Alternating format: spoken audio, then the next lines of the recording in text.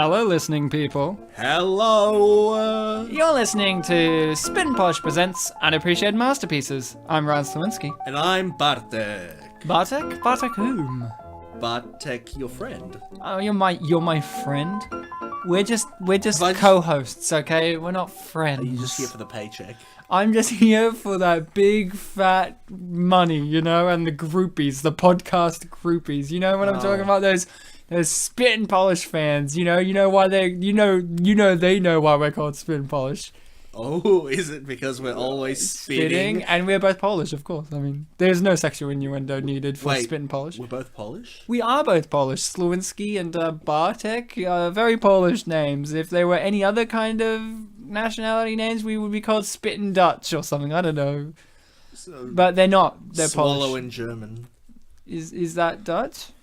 I mean, it's a different thing to spit. No, we'll still be spit. Oh, well, okay, yeah. So, spitting is not exclusive to Polish, but we're Polish people who happen to also spit. Yeah, because that's how words are formed with saliva. Saliva.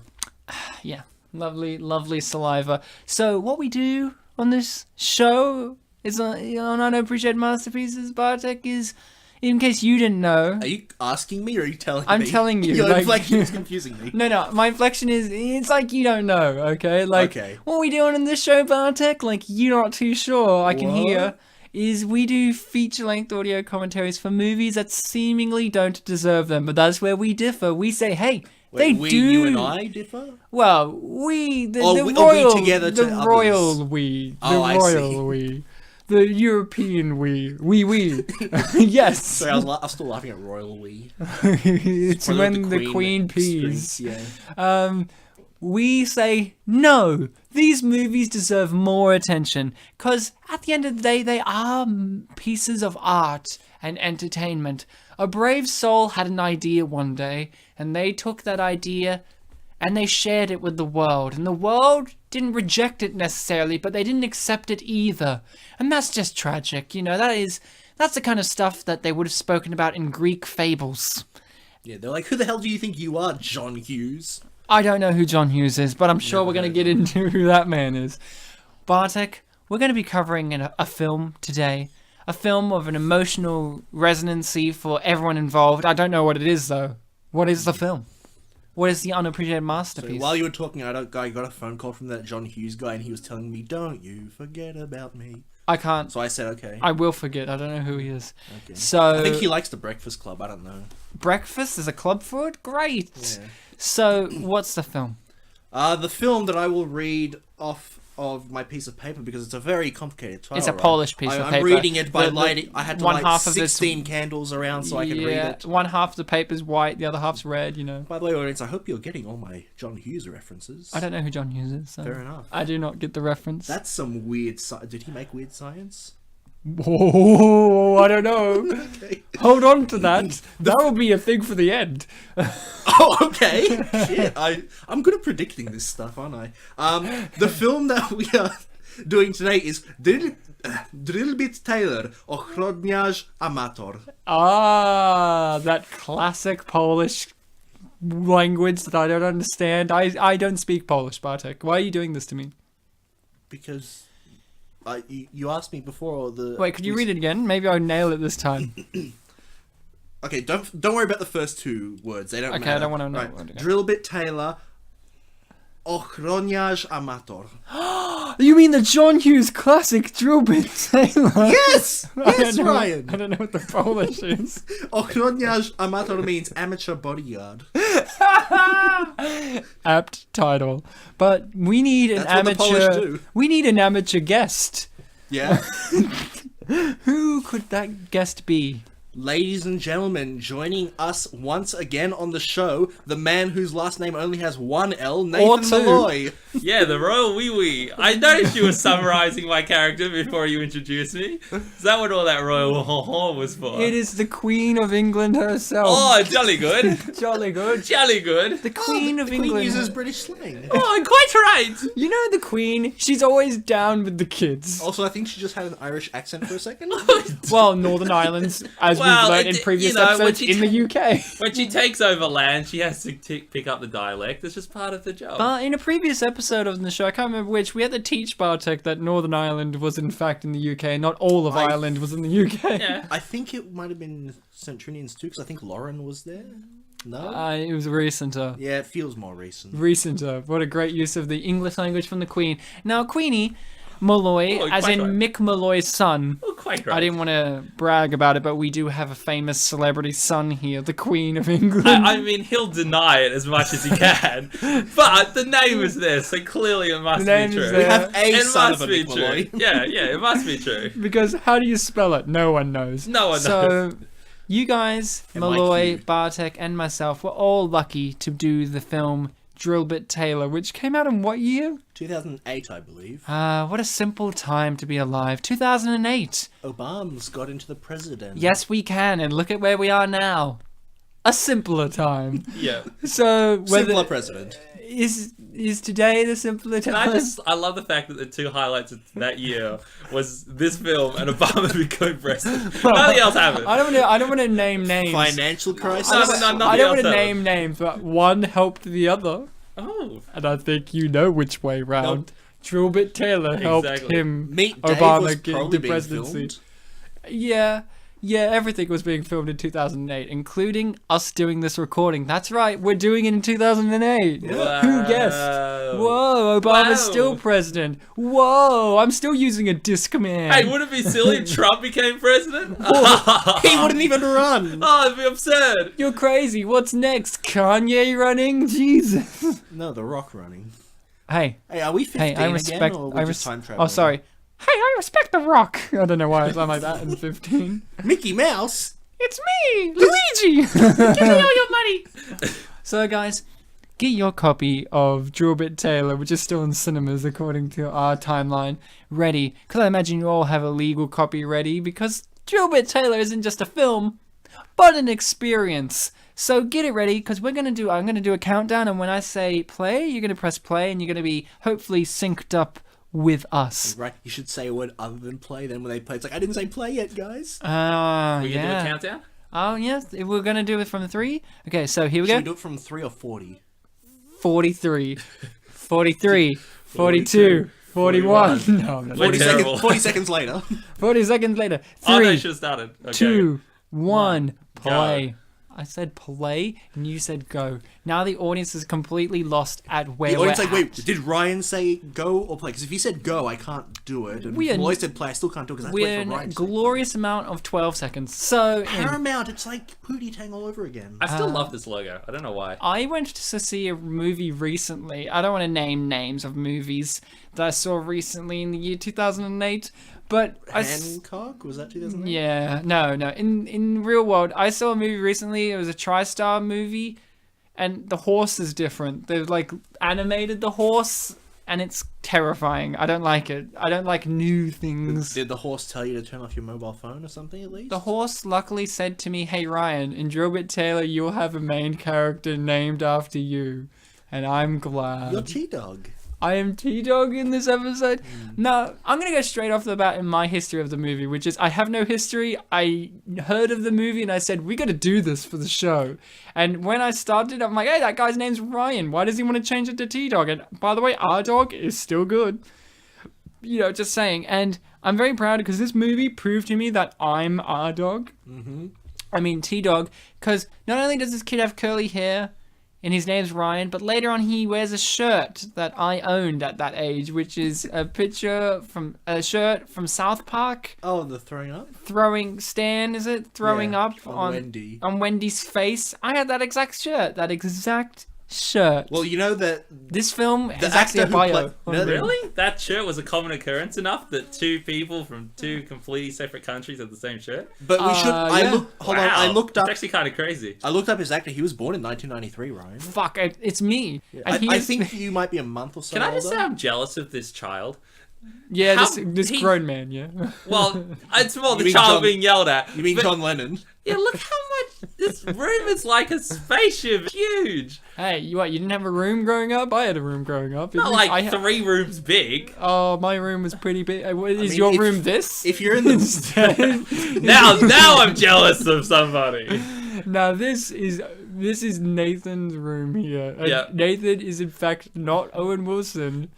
It said not- there's a British flag over the top. See, No. that bit is we couldn't Yeah, put it's it the in. queen. Yeah, it's Nah, only a real difference. what we don't know is our friend here is actually Danny McBride's character in the film. Hey, Might another I Danny add- McBride film you've seen now. When we started this, before we started this, Bartek messaged me about Drillbit Taylor saying like, oh, like a previous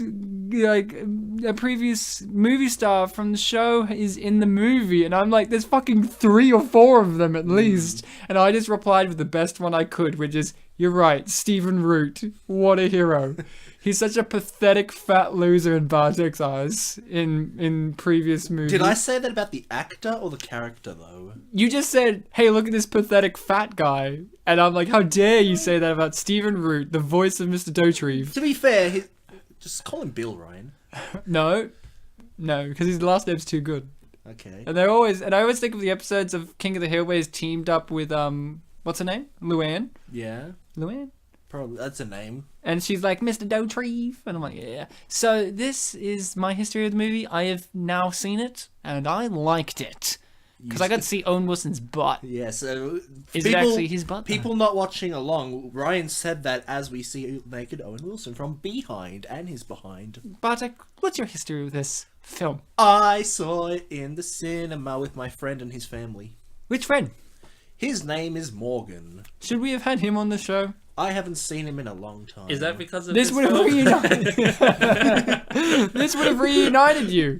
You would have like, hey Morgan, I know it's been a long time no here, but you know Drillbit Taylor? And it's like, of course that was a bonding moment. Yeah. You want to bond over it again? Yeah, sure. It's when I started and ended my yeah, diary. Yeah, sure. Look, Champ Kind from Anchorman's in this movie. I would love to bond with you again, Morgan. And little did we know it's Morgan Freeman. It's like, oh, Bartek, I'm a bit busy these days. Yes, white skin, fair hair, that's Morgan Freeman. Well, he does have fair hair. The plastic surgery is pretty good Wait, these does days. fair mean... No, I was thinking blondie, whitish kind of fair. My Well, his mistake. hair's getting wider. Morgan Freeman, he's getting old. Maybe he time traveled just like us. Do you think like the hair sucked up all the white? So Look at this brilliant. did you like the film when you saw it in the cinema? Did I- you cheer? Did you cry? I remember walking out being happy.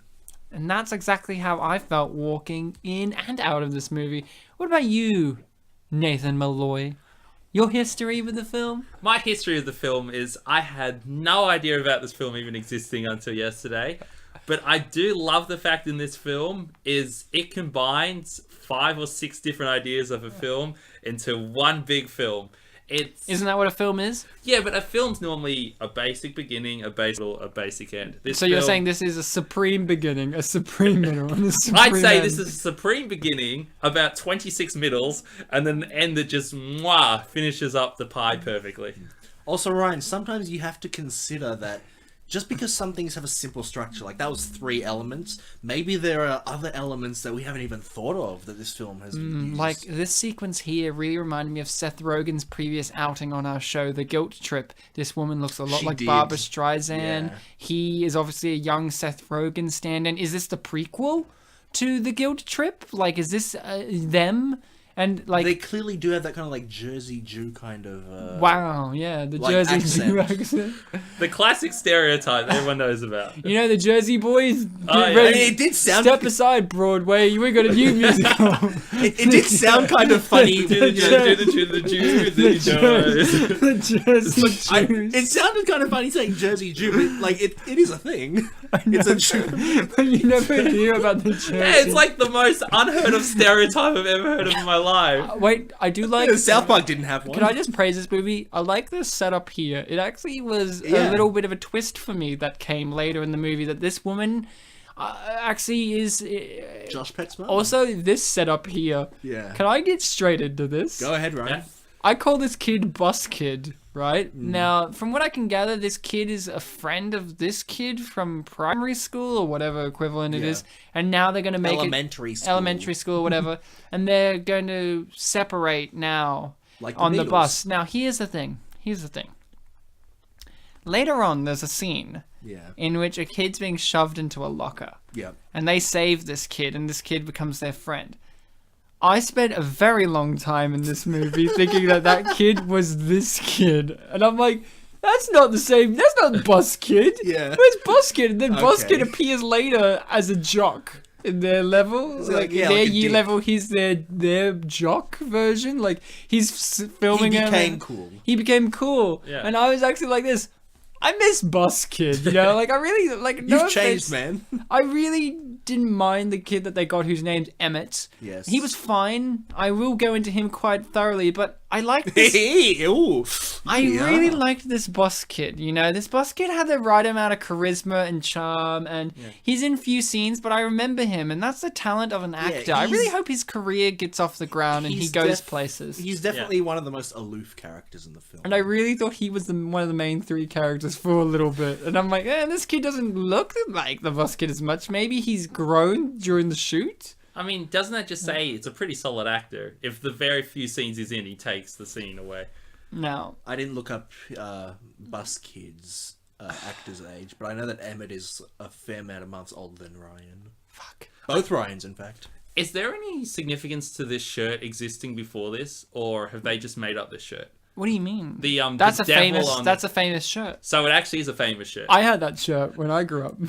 No, really. Is that a real thing from somewhere? Because it seems such a weird thing. I mean, these People, have you never seen these kind of wacky shirts? They exist. I've only seen them on like bowling teams. Yeah, but that's They do have that joke. They have Yeah, that that's what I'm joke. saying. No, they exist. They're shirts that exist. There's wacky shirts that look like this that exist. Yeah. The fact that I have to defend the existence of a shirt. No, I'm not style insulting to it. I you. just thought it was like Is relevant it- to see, something look, else. doesn't he kind of remind you of Bus Kid if you weren't looking properly? I'm like, oh, that's Bus Kid, and then I'm like, oh, it's not Bus. Ryan, did you not look at his teeth? They both had braces. They actually both do have. They both braces. have braces. So, did you look at his teeth, Bartek? Yeah, Don't you but fucking my point step is in that you here? don't- but the Don't point is that fucking you step don't- in here and be like, did you look at his teeth? But- They look the Yeah, see, exact that's same. right. Just clearly a But different Ryan, color. with Emmett, Did you not notice? with Emmett, they kind of show off his teeth a bit more to have this like kind of dorky Yeah, but look. that's But with also Bus Kid, with his aloofness, his mouth is always kind of closed. No, So I it- noticed that he had teeth. Yeah, he had teeth, Ryan, but they're not shown off Maloy as has much. his teeth in braces, and I'm looking. Blasphemy. No, that's true. Now, he is the best character in the movie, Josh Peck. Now, Josh Peck has grown very handsome since I've seen him last in Snow Day, because last I Like saw him in 7 Snow Day... years. This is like 7 years apart. Yeah, in Snow Day, he looked like the character of Ryan more, you know, like tubby. He was little fat kid, and he looked extra fat because it was a Now, winter movie. the thing about Josh Peck in this movie, in comparison to Snow Day, is he doesn't do a lot of talking. Yeah. And when he does talk, he doesn't say a lot of words. So in Snow Day, he had a weird accent that I did a great impersonation of. And in this movie, when I kept seeing him, I just kept doing it. I'm like, it's me, Josh Peck! Man, oh man of the Man, oh man, these Siamese queers! The bird, the Wayne, The queers! Siamese queers. Oh, look, they do set her up, and she's a bully too. All teachers are slightly, but Wow, that's really mean to Don't teachers. worry, Are guys. you a teacherist? is that a thing? Of course, teachers get bullied too. No, I mean a teacherist. Of course. I've never heard that before in my Well, life. you're weak. I mean, I was teacherist my whole life. No, it's fine. I guess my favorite manga, Great Teacher Onizuka, has teacherists. Yeah, teacherist. Bunch of delinquents, I tell ya. Although Ryan, you're the only one of the three who's not like doing any education related. Actually, yeah, work, that's so. I'm educating the So listeners about you might be Drillbit the- Taylor. You might be the teacherist.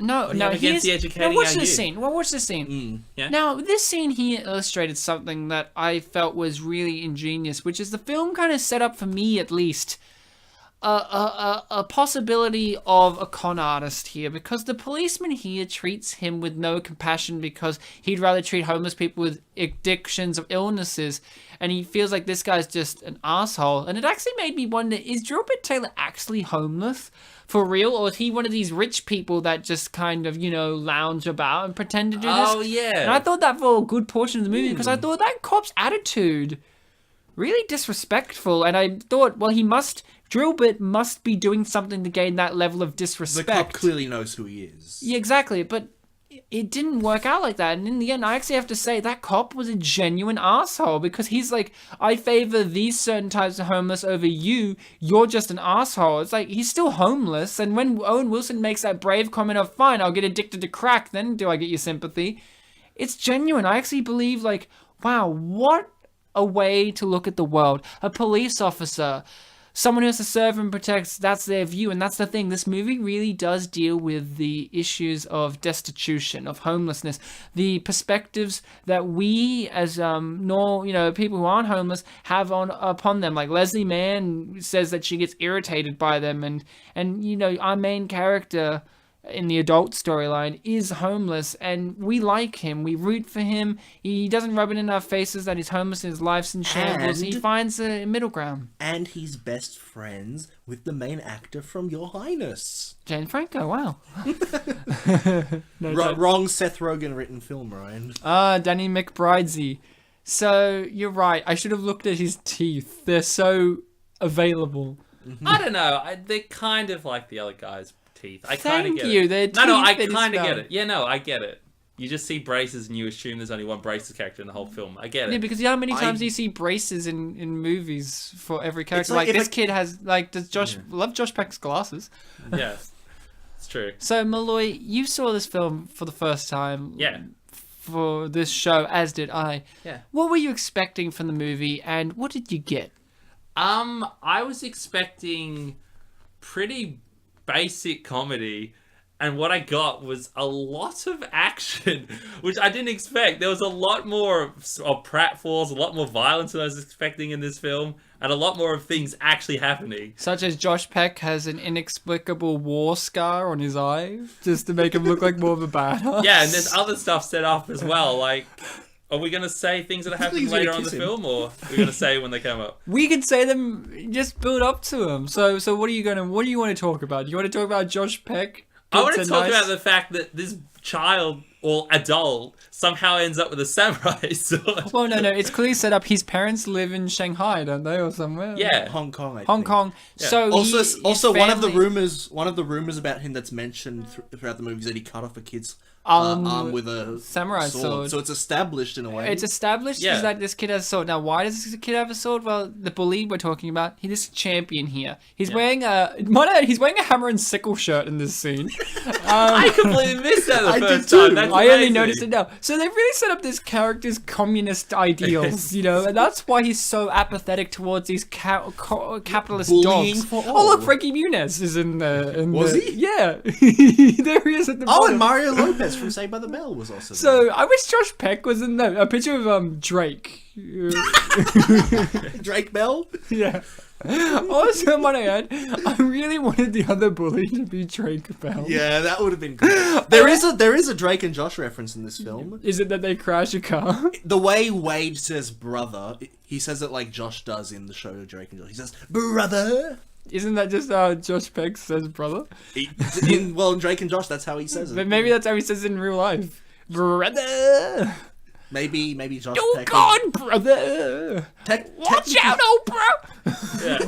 Can I just say how absurd that whole entire scene was? I love it, but it's amazingly absurd. I really like the setup of these homeless characters. They don't get much into other than Danny McBride, but what I like about them is they really establish them, such as the blind guy, that he's clearly not blind, but he pretends to be blind to get more money. Yeah. They never address it. They never make a big deal about it. He just wears these big glasses that make him look like he's blind. He has a sign that says, "I'm blind, give me money." But he actively operates with sight. You know what? I don't think I ever noticed all those Yeah. details about him. See, and I watched it the first time, Bartek. This is your third watch now, and you haven't noticed the communist references, Neither did the you. play on.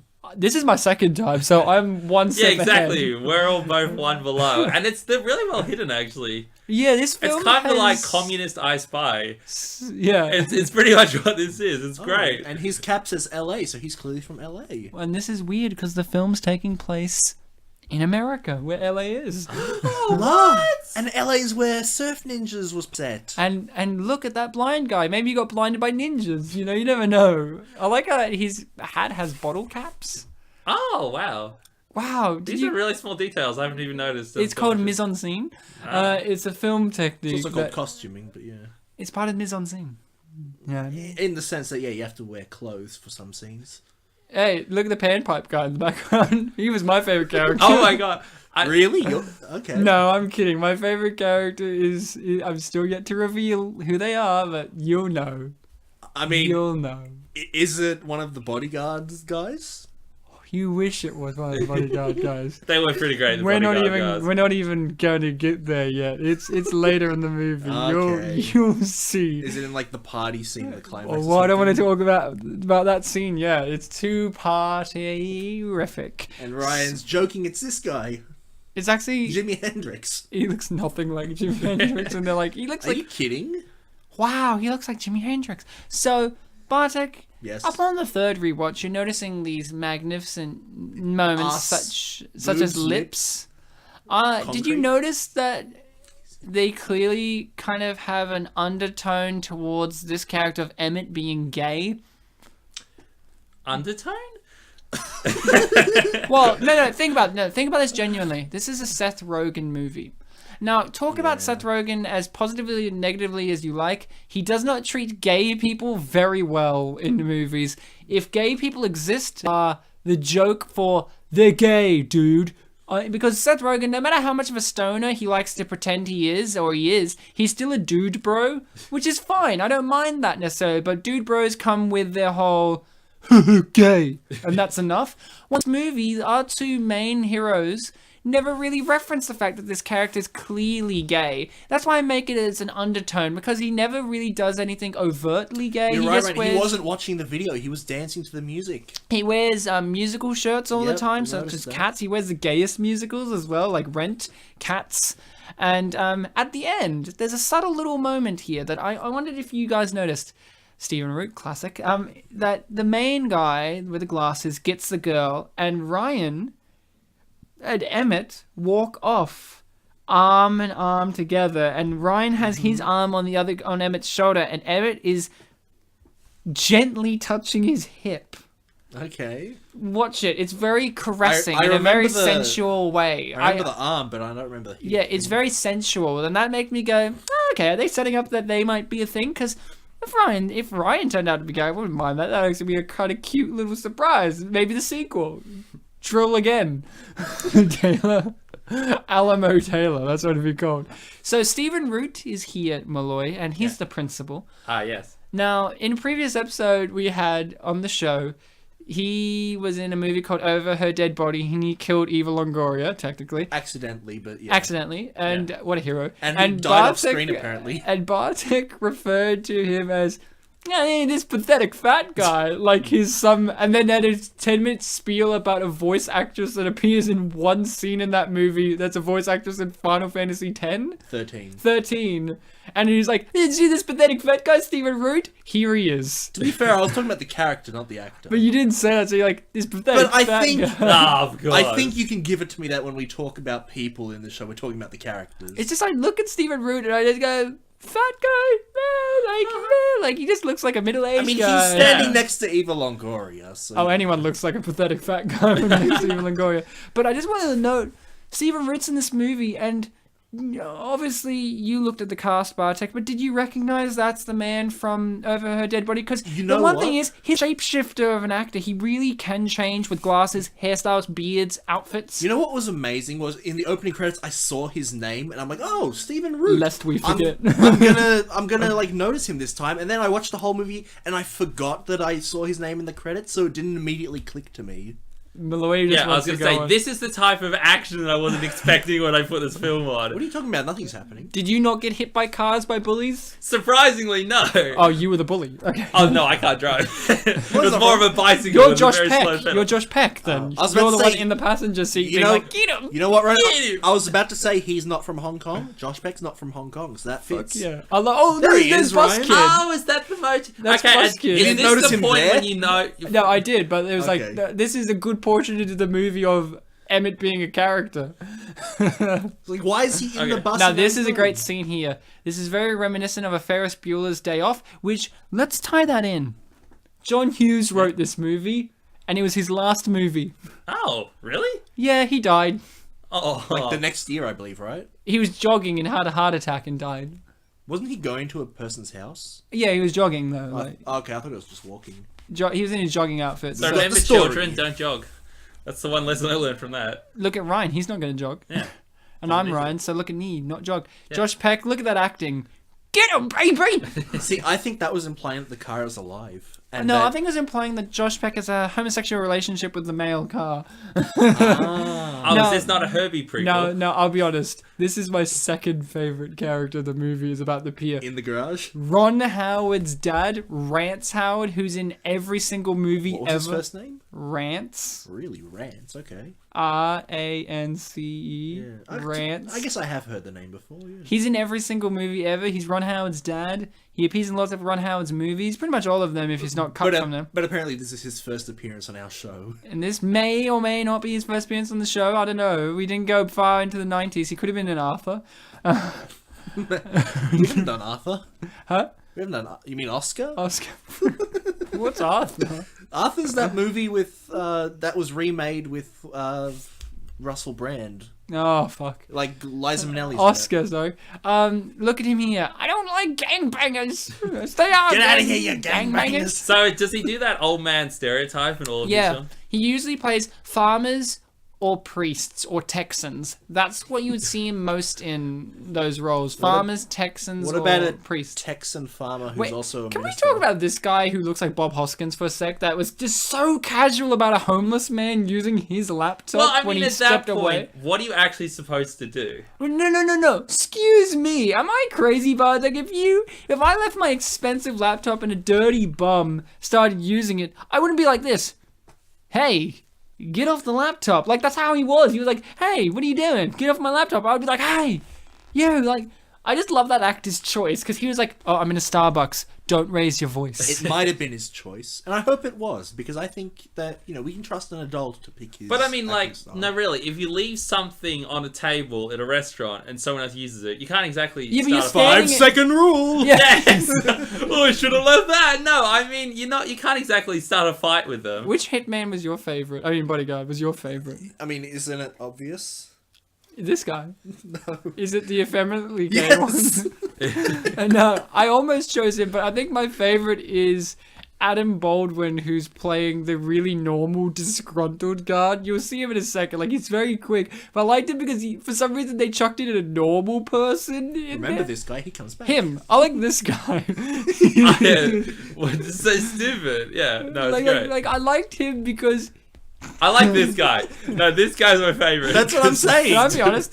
He can't back up. Can I his be words. honest? We're gonna do a quiz later, Maloy, and which character are you? And I feel this character is not an option, but you would be this character. Oh, yeah, of course. The overconfidence, the That- attempting to start that- a fight and then losing the fight. That, or because you have braces, boss kid. Oh, no.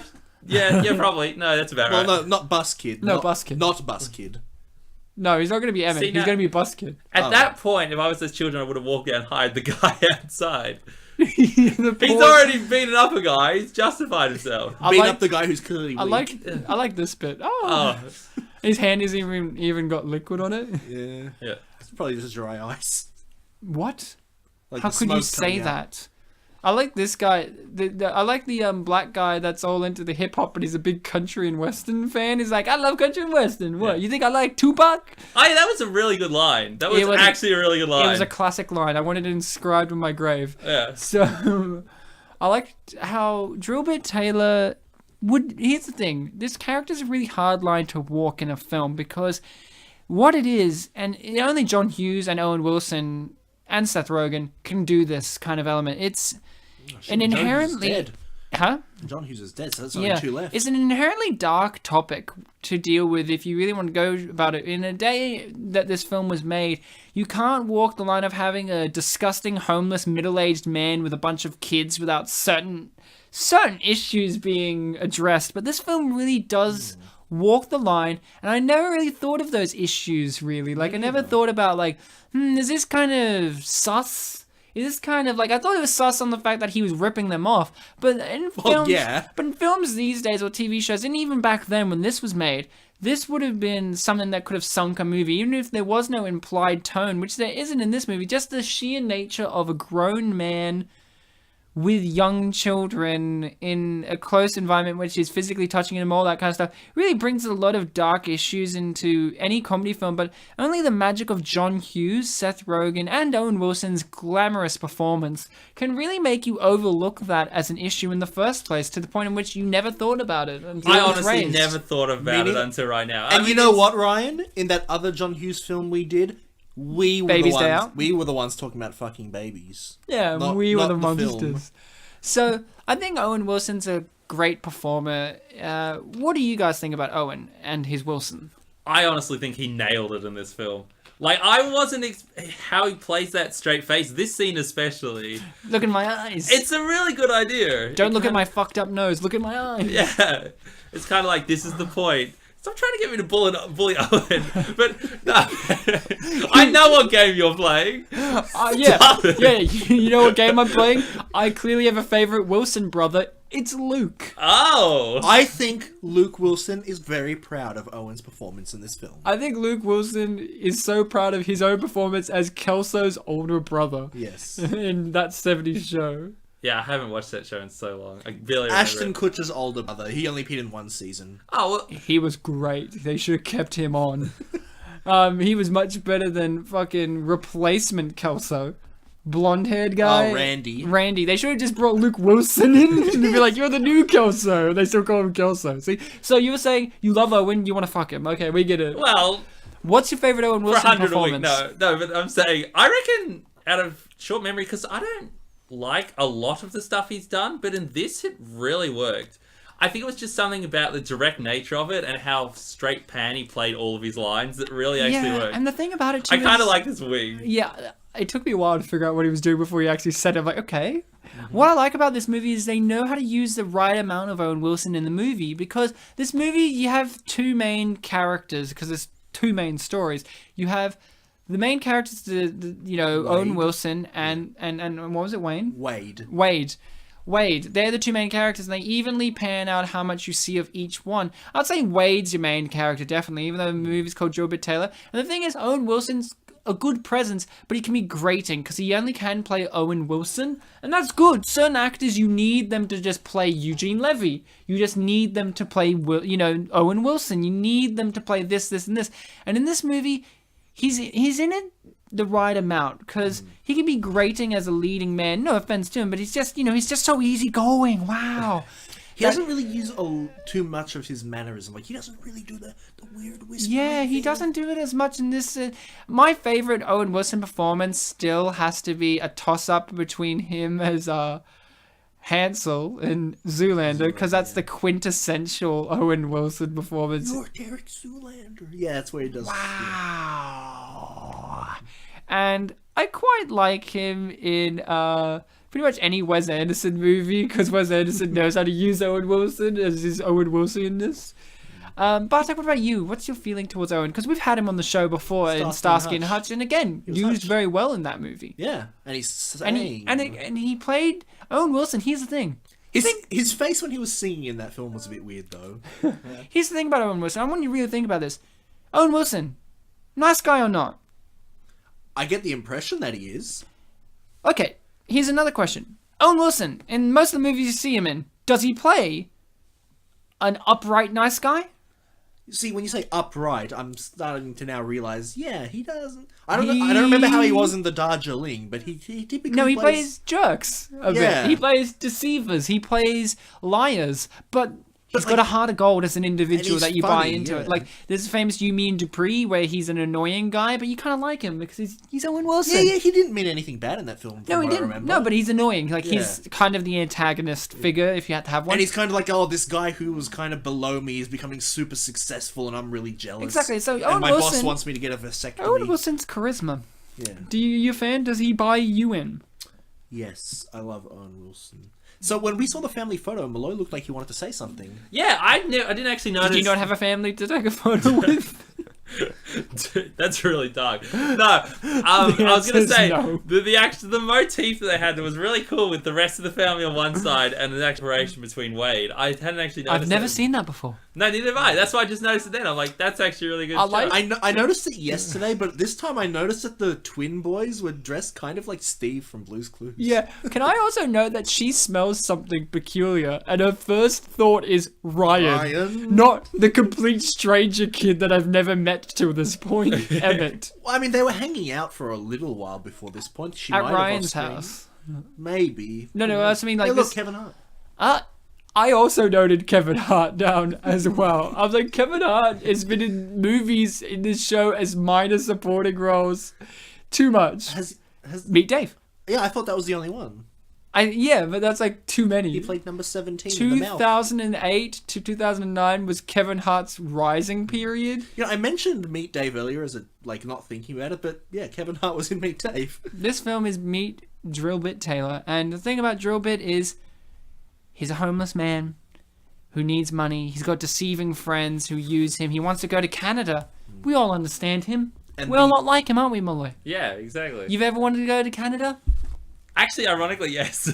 Why? Tell That's me ironic. Well, because why. Wow, ironic. Yeah. out of everywhere in the world, it seems like a really interesting place. Just the nature and how the city is combined with everything around it. It just seems kind of interesting. You know, one of the takeouts I had for bowling for Columbine was that Canada seemed like a very nice place. Oh, I thought you were going to say pizza.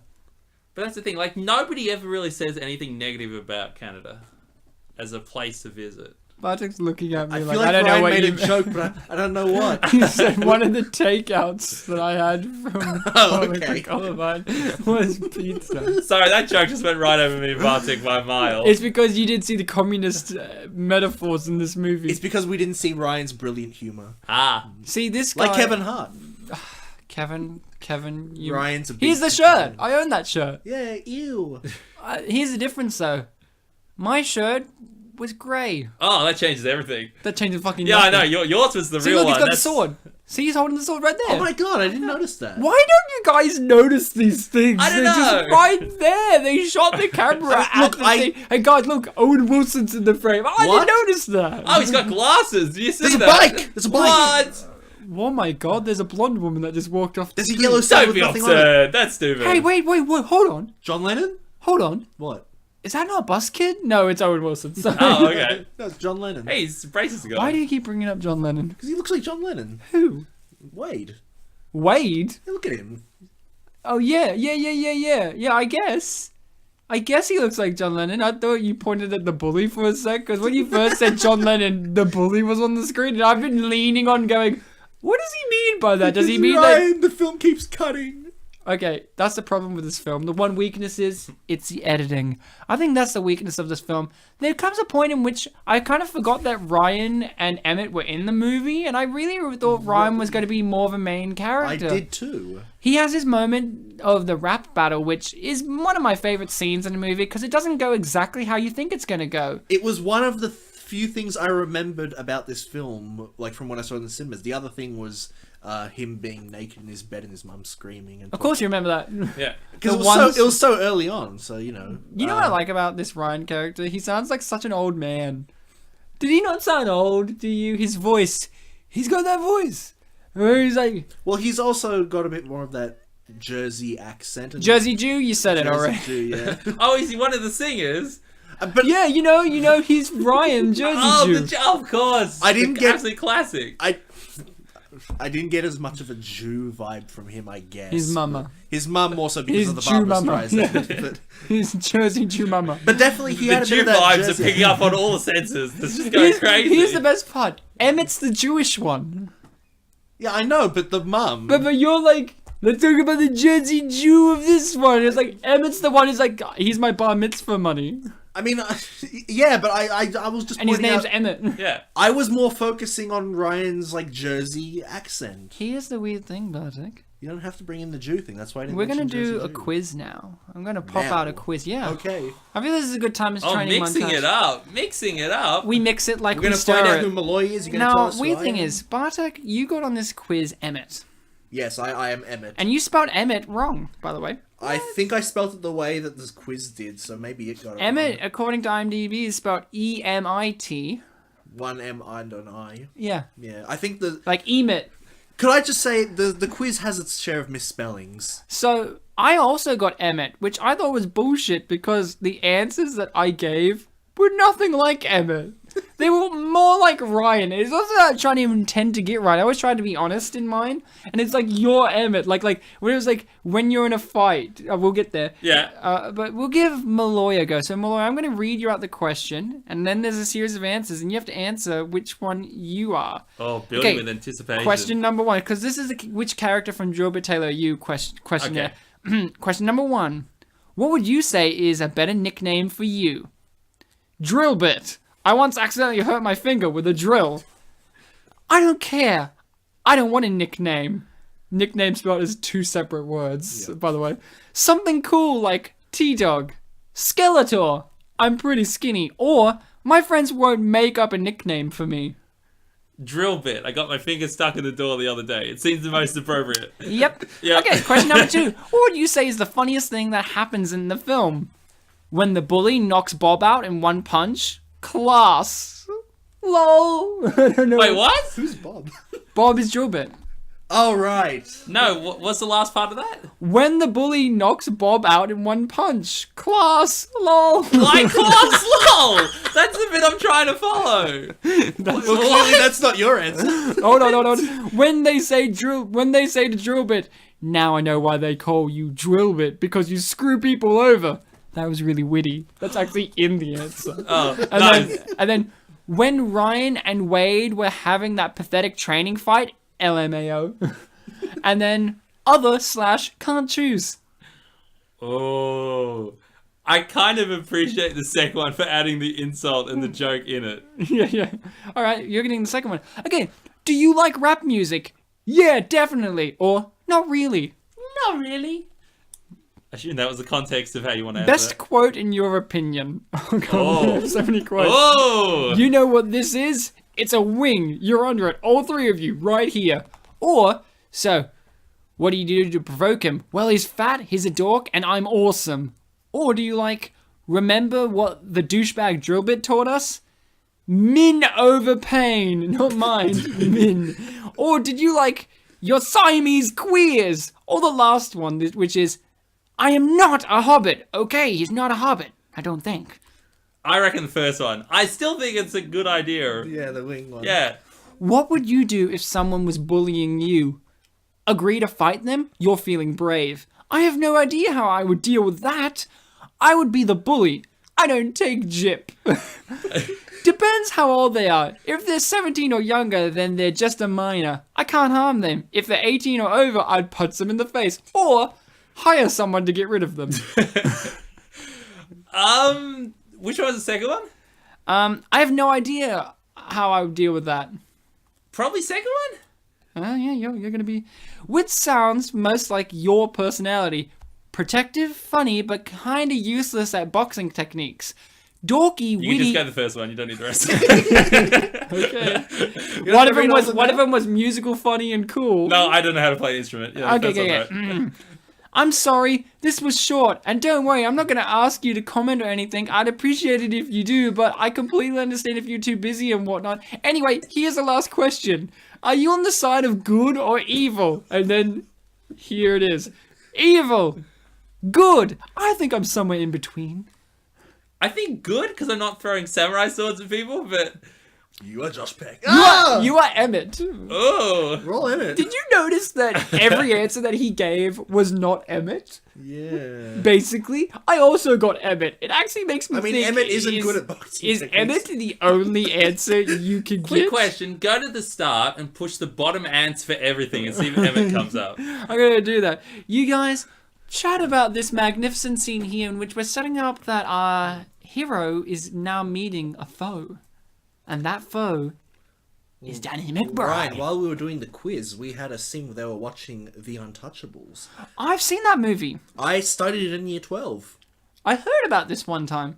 Yes, Maloy was in the other class, so he didn't get to study Untouchables. Yeah, no, I had like films that I didn't even.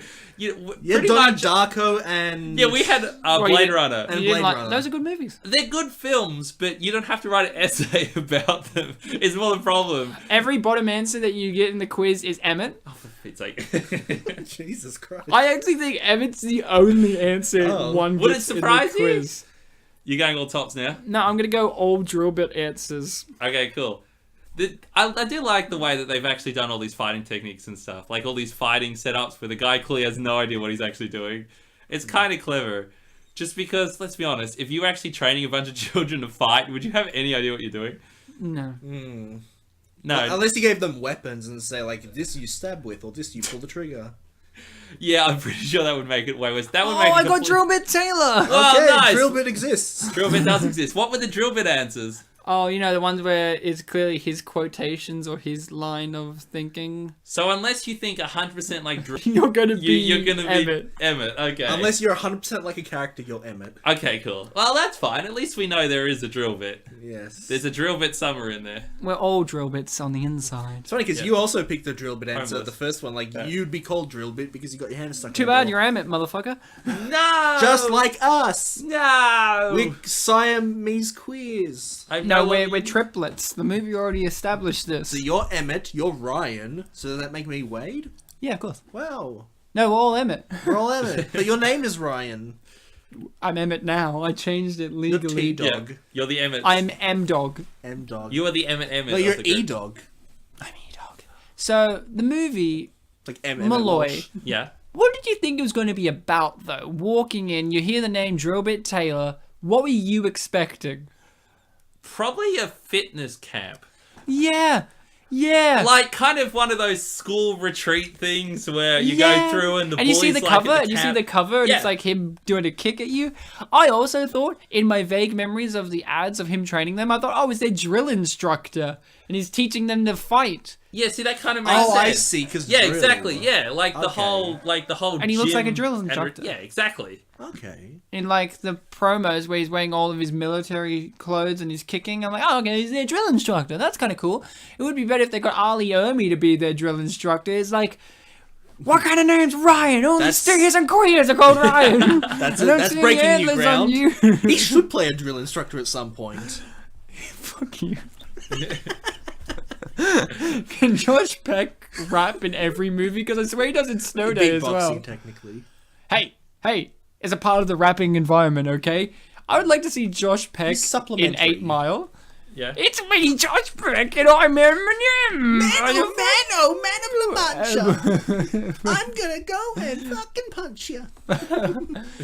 And that's a rap. Really, it is. And then Adam Sandler comes in and he's like, only I do the voice. And he's like, oh man. Wouldn't it be great if Josh Peck played Adam Sandler's son in a movie? Has he done that yet? I don't know if they've met Ryan. Wait. Jonah Hill's played his son in a movie in Click. In a future segment where he goes to the future, it's like a gay Jonah Hill. It's like, leave me alone, Dad. Okay. So Josh Peck should be everyone's son, is what I'm Oh, saying. yeah, no, 100%. He's a handsome motherfucker now. Look at Yeah. him. Yeah, I do actually kind of think this is a clever scene. Just the fact that the bully is only in charge because he's a giant maniac thug and has nothing to do with how he's actually cool at other skills and stuff. He scares them. I like how Bus Kid's there. Yeah, see, you definitely know at that point that there's two separate people. Well, I knew by this point there were two separate characters. I like to think you didn't know all the way up to the house. No, like, I didn't know all the way up them. till the end credits. Yeah. And I'm like, I There's recognize two names. Like, But what? then for some reason, I recognize the actor's name. I'm like, oh, that's not the same actor who Oh, played what? him. No, that's not the guy. I'll be perfect. But no, I do think this is kind of cool, this idea. But this is... I love this. Yeah, just slide down. I kind of want to do that. By the way, You never done that? I don't know if I have. It's just one of those things that... Wow. I think I've tried it before. You don't have frames of you don't have pictures of you and your family. You don't slide down rails. Well, I didn't have What's the your picture to go, sit Mo? on to slide down the rail. You need Hold both. me back. You know, I've played a video game called Bully where you can slide down rails. Do you also get to punch a guy who's being held back? If you want. Well, I mean, I don't know if he's being held back, but you can punch guys all you want. I love how Josh Peck is like, holy crap, you guys, that's some time. You're saying it the best way you could. By the way, Josh Peck, congratulations on getting married. To what, Drake? No, I don't. I think the controversy was that Drake wasn't invited to the wedding. Why? Are they not friends? I don't know. That was the big controversy. Maybe Drake was busy being a Well, rapper. I mean, considering that on Twitter he was talking about how, the truth comes out and stuff like that. I don't think so. They're not friends. Apparently, That breaks your heart, Oprah. there were a lot of I never grew up with Drake and Josh, so I only know fleeting references, such as they run over Oprah in one episode, and that's about it. Yeah. Wait, did they actually run over Oprah? Yeah.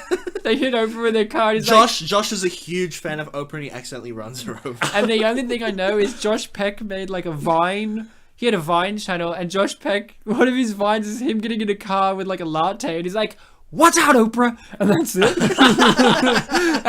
and his latte has Oprah written on it. I was gonna And say, that's about it. That's that all I news know. must have been everywhere. How did they not hear about Oprah being run over? No, it's in the show. Okay, because the Not only in thing... real life. Okay, cool. 'cause I was There was gonna an say, episode. so I was gonna say, because the only thing I'd heard about Oprah was when she was on that flying fox, and then she said "ouch my for JJ," which kills me even to this day. I was gonna say if Oprah was hit with the best thing about In Hollywood, anything's possible. and that's what I thought. I'm like, Can you imagine out being of like the a 40-something years, surely Oprah must have been hit at least 40. once. 40, that's generous. Have you not seen that? It happened in Australia. It was amazing. I mean, it sounds like a South Park joke. I know it's a real thing. It's amazing. Yes, it's true. No, that's true because Hugh Jackman went on the Flying Fox and he nearly garroted his genitals on it and also nearly lost his eye. It was very dangerous.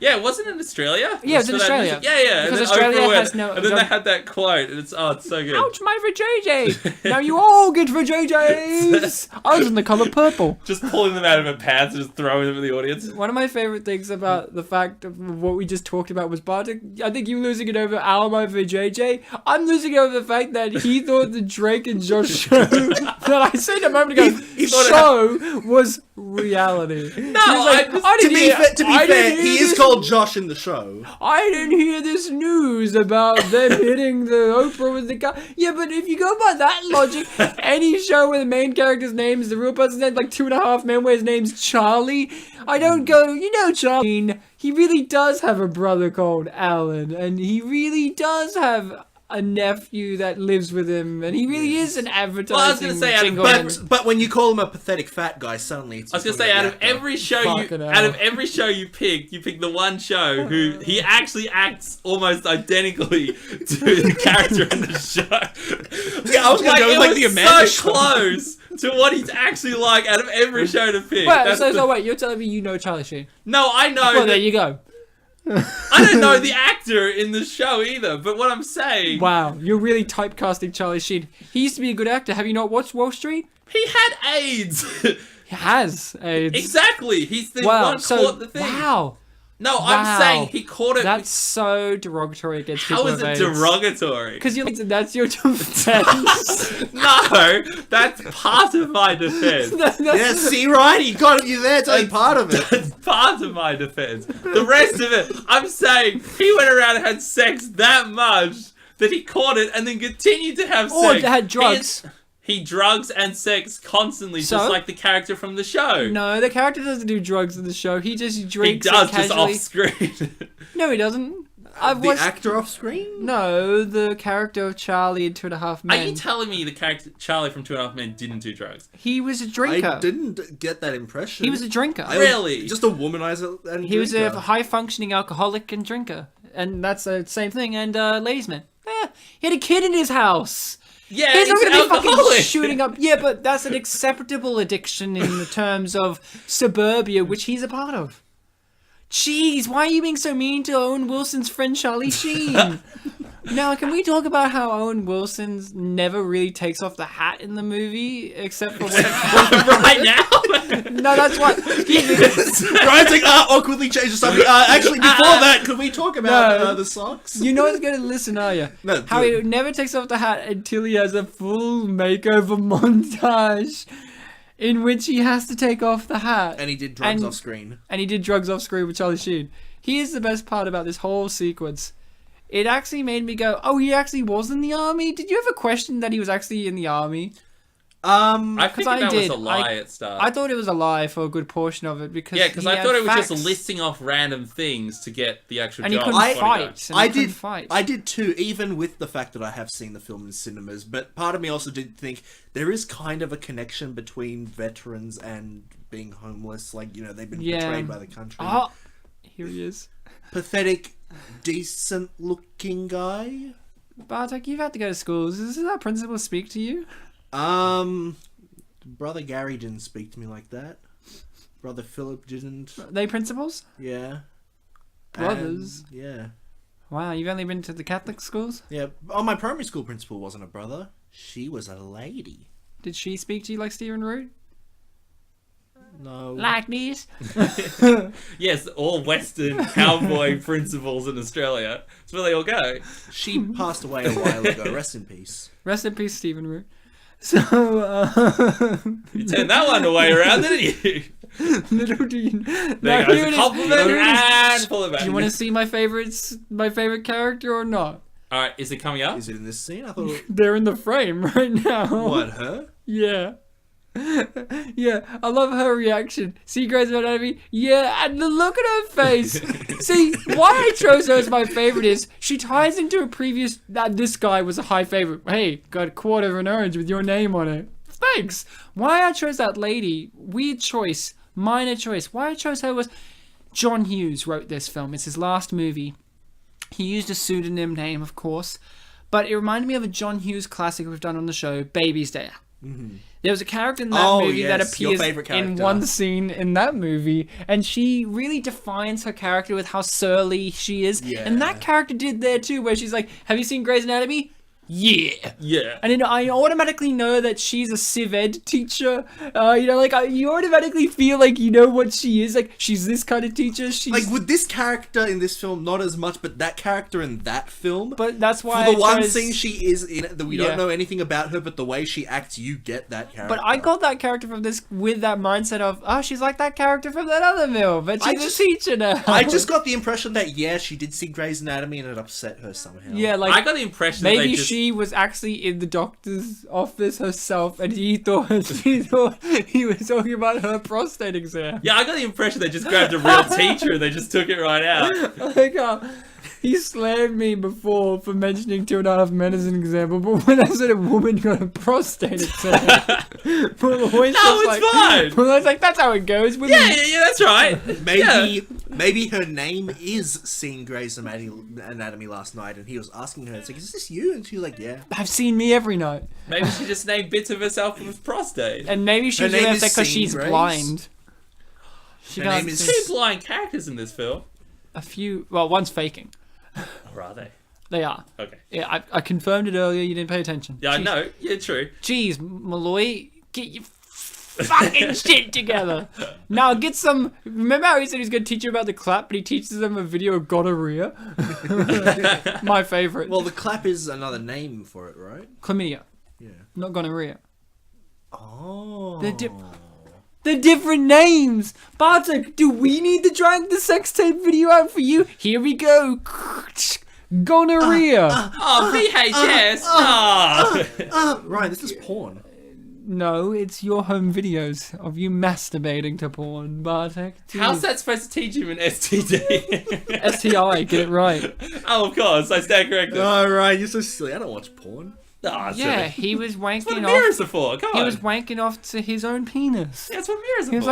like, that's me. So why would I need That's a me. Can we also talk about that Owen Wilson pretends to be a substitute teacher with no paperwork? And no point does anyone, including the principal or this woman who saw him steal things from the office, question him. And that's what I liked about this movie, Maloy.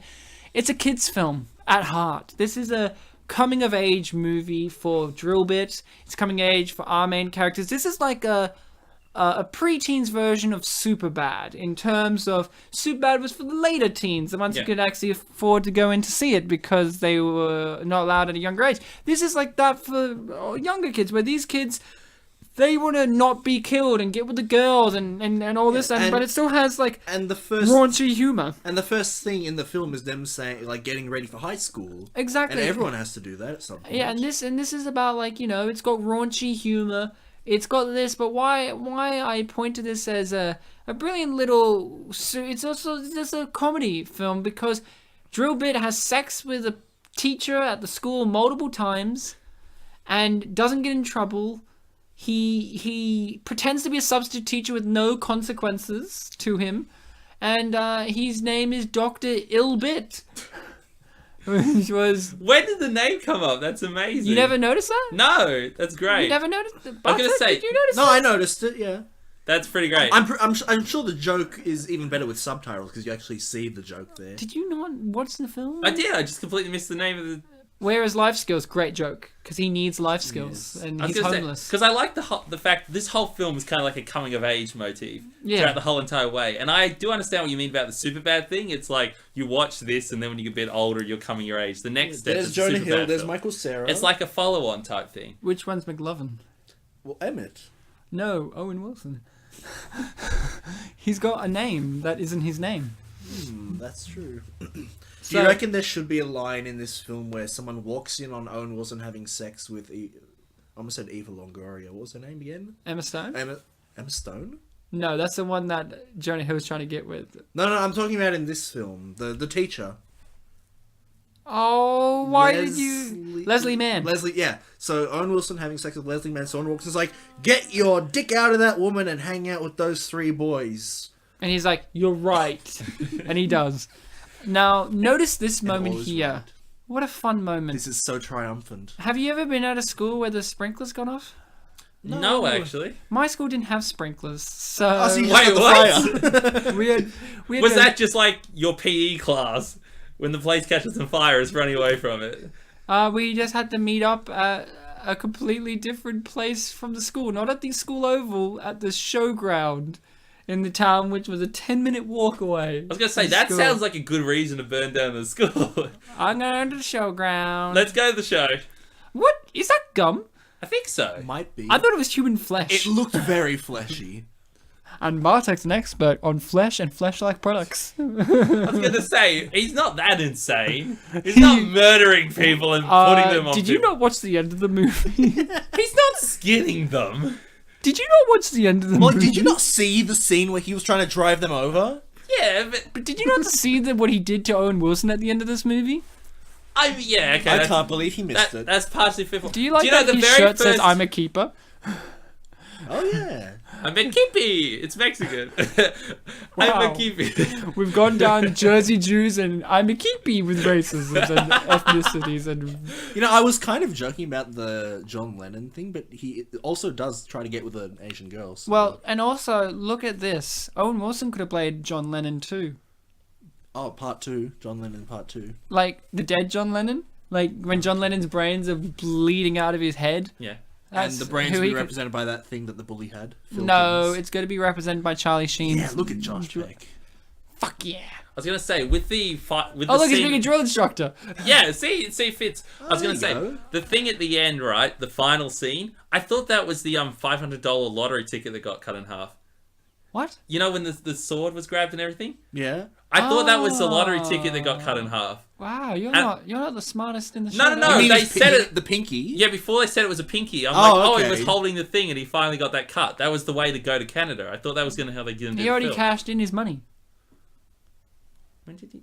Because he was already on his way to buy the ticket. Yeah, no, I remember that, but I'm saying, paid. the very first, I quickly saw that moment, I'm like, oh, it's that, and then I went, oh my god. I love this subplot that goes for literally 1 minute, if that, in which all of his homeless friends also pretend to be substitute Let's teachers. not call it a sub. Let's call it a development. Let's call it a plot for another film. Sub-development. I like to think there's 10 minutes of this film they took out, which was that whole entire story. Maloy, you're a fit man. I imagine you've It's a little bit of climbed- an exaggeration, but yeah, sure. I imagine you've climbed rope before. Now, with rope, I imagine there would have to be some rope for you to get that high. Oh, yes, no, I know exactly what you mean. And then if you went back down, that rope would also be there because it was long enough in the first place. Yeah, I just thought that he must have cut it, but there's no rope down there. Yeah, right, I know, I see exactly what you mean. How it defies the laws of physics Well, in no, every no. single way. Happy birthday, Dr. Ilbit. Oh, so that was it. Yeah, I just heard happy birthday. Yeah, That's they kinda cool. they established it earlier, but they keep going with it. Yeah, Yeah. it's a good motif. I love it's her nice. letter is basically like, what the fuck? She reminds me very much of Sarah Michelle Gellar in the movie Cruel Intentions because all she wants to do is fuck. Ryan, what was her famous quote that you like so much? I want to fuck. I wanna fuck. There she is. She's got the. Very, very different from her You performance know, as Daphne there was in many Scooby-Doo. times in this film in which she was on the phone in the classroom. Like, wouldn't it be great if it just cut and there's the whole class sitting there listening to her talk to Owen Wilson? Or, like, wouldn't it be great if this happened and she just, leaped on him and then it just shows you the whole class is sitting in there? Or you just see John Hughes on the side, coaching her, all right, now grab it. You want to hear a funny thing? Say the funny My thing. girlfriend last night watched this and she goes, what reality is this supposed to be? Because she's a teacher, my girlfriend. And she says, what reality is this supposed to be in? They had sex 5 times in one day. And I'm like, what? No, Rachel. They were wearing different clothes. It's a montage showing the passage of time.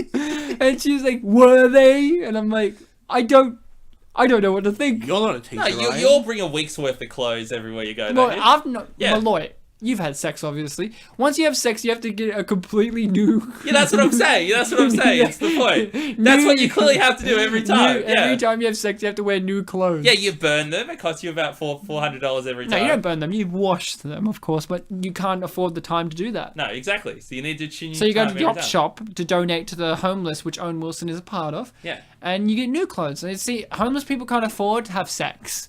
That's what this film's trying to tell us. That's why Owen Wilson's so lucky that he's technically not homeless anymore, even though he still lives in a tent. He calls him a crotch blocker. I Well, missed that. are you not a crotch blocker? Yeah. You are. Yeah. You're happy about being a crotch blocker.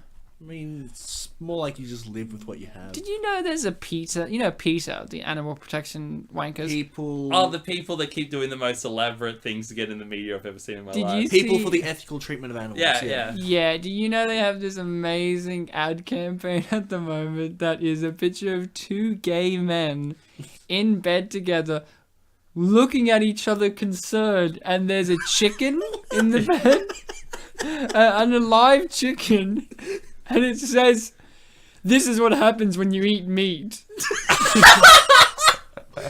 And everyone's like, I don't know what this means. Like, And then someone wrote, sucking dick or. no, and then someone whispered, "Cock blocked." And I'm like, oh, but everyone's just like this. What does this mean? Now, I'm sorry, Maloy, just to say this straight off the bat, but if you were our friend Will Brooks, you would have come in with detailed notes whether or not this man that's lecturing them about Asian history is telling the truth or not. Ryan, did you notice what he was talking about? No, I didn't. The Battle of Sekigahara. Does that sound familiar? You did that as a question on the show. Yes.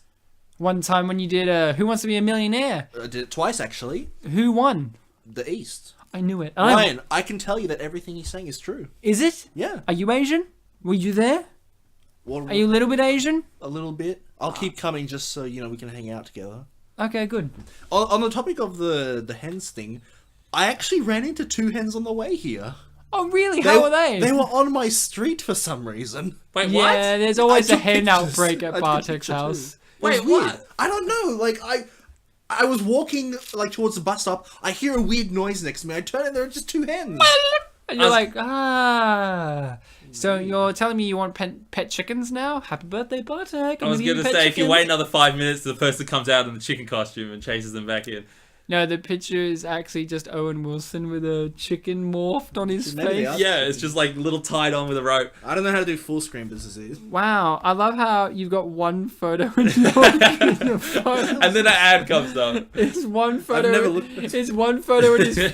Bartek has only taken. It's a new photo. It's a new phone. Bartek has had this phone for weeks, and the only photo he's taken is that of two chickens. Can you make that your lock screen and then you just complete the cycle? It's amazing. Help me do it, and I will. That's amazing. So the highlight of your photographic See, memories. I would have is just assumed they were like chickens. sample photos and they're like on a computer, but I guess not. No. Excuse me, have we not talked about Jim here, the best character? We vaguely as well? talked about him. Can we talk about Jim, because he's not in the movie as much as I would like him to be? I really thought, now I don't know if you thought this, Bartek.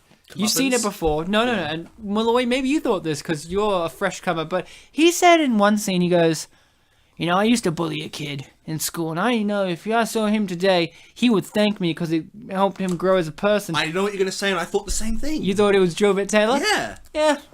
And it wasn't. Oh, yeah, that would have been really good. It would have been like this. Drillbit. I know that dog. And then I like came would up with come the up- name. I came up. I stabbed him. Like, and I really thought that it would be like Drillbit would be like, oh wow, and then there would have been like some character growth between the two of them. Like, I guess what like maybe the dad was right. You know what? I think it's exactly the same as that favourite character of yours from Baby's Day Out. This Oh, I thought John you meant from Hughes this film. is a genius in that he sets things up to establish that there is a world in this film. I'm glad that a world exists in a film. There is a kid out there who was bullied, and he might thank the guy. He might hate him. The guy might be wrong. He might be ignorant. become homeless but like and what, then go to Canada to be homeless. but like what you See, were, now that's an ambitious story if I've ever heard one. But That's like- a man with a plan. but like what you were saying earlier, Ryan. It's like Wow. a setup for a different movie. John Hughes, you're a genius. It's like He was sequel baiting us again. John The baby Hughes. Were goes the to Breakfast China. Club? Were they still friends after the Saturday? What happens when the guy lowers his fist from being pumped in the air? Is he going to be pumped in the air the rest of his life? Is he going to die with his fist in the air? Judd Nelson What's won't tell gonna us. happen? What's going to happen? And sadly, we never got these questions answered in the sequel. When I watched Ferris Bueller's Day Off, was he sick? Or was he faking? I don't know. These are the questions I ask. Was there ever a 17th candle? Why were they pretty in pink and not pretty in purple?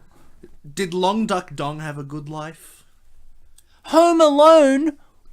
Why were there so many of them? I was wondering when that train was going to crash. I'm just sitting here waiting. Go, come on.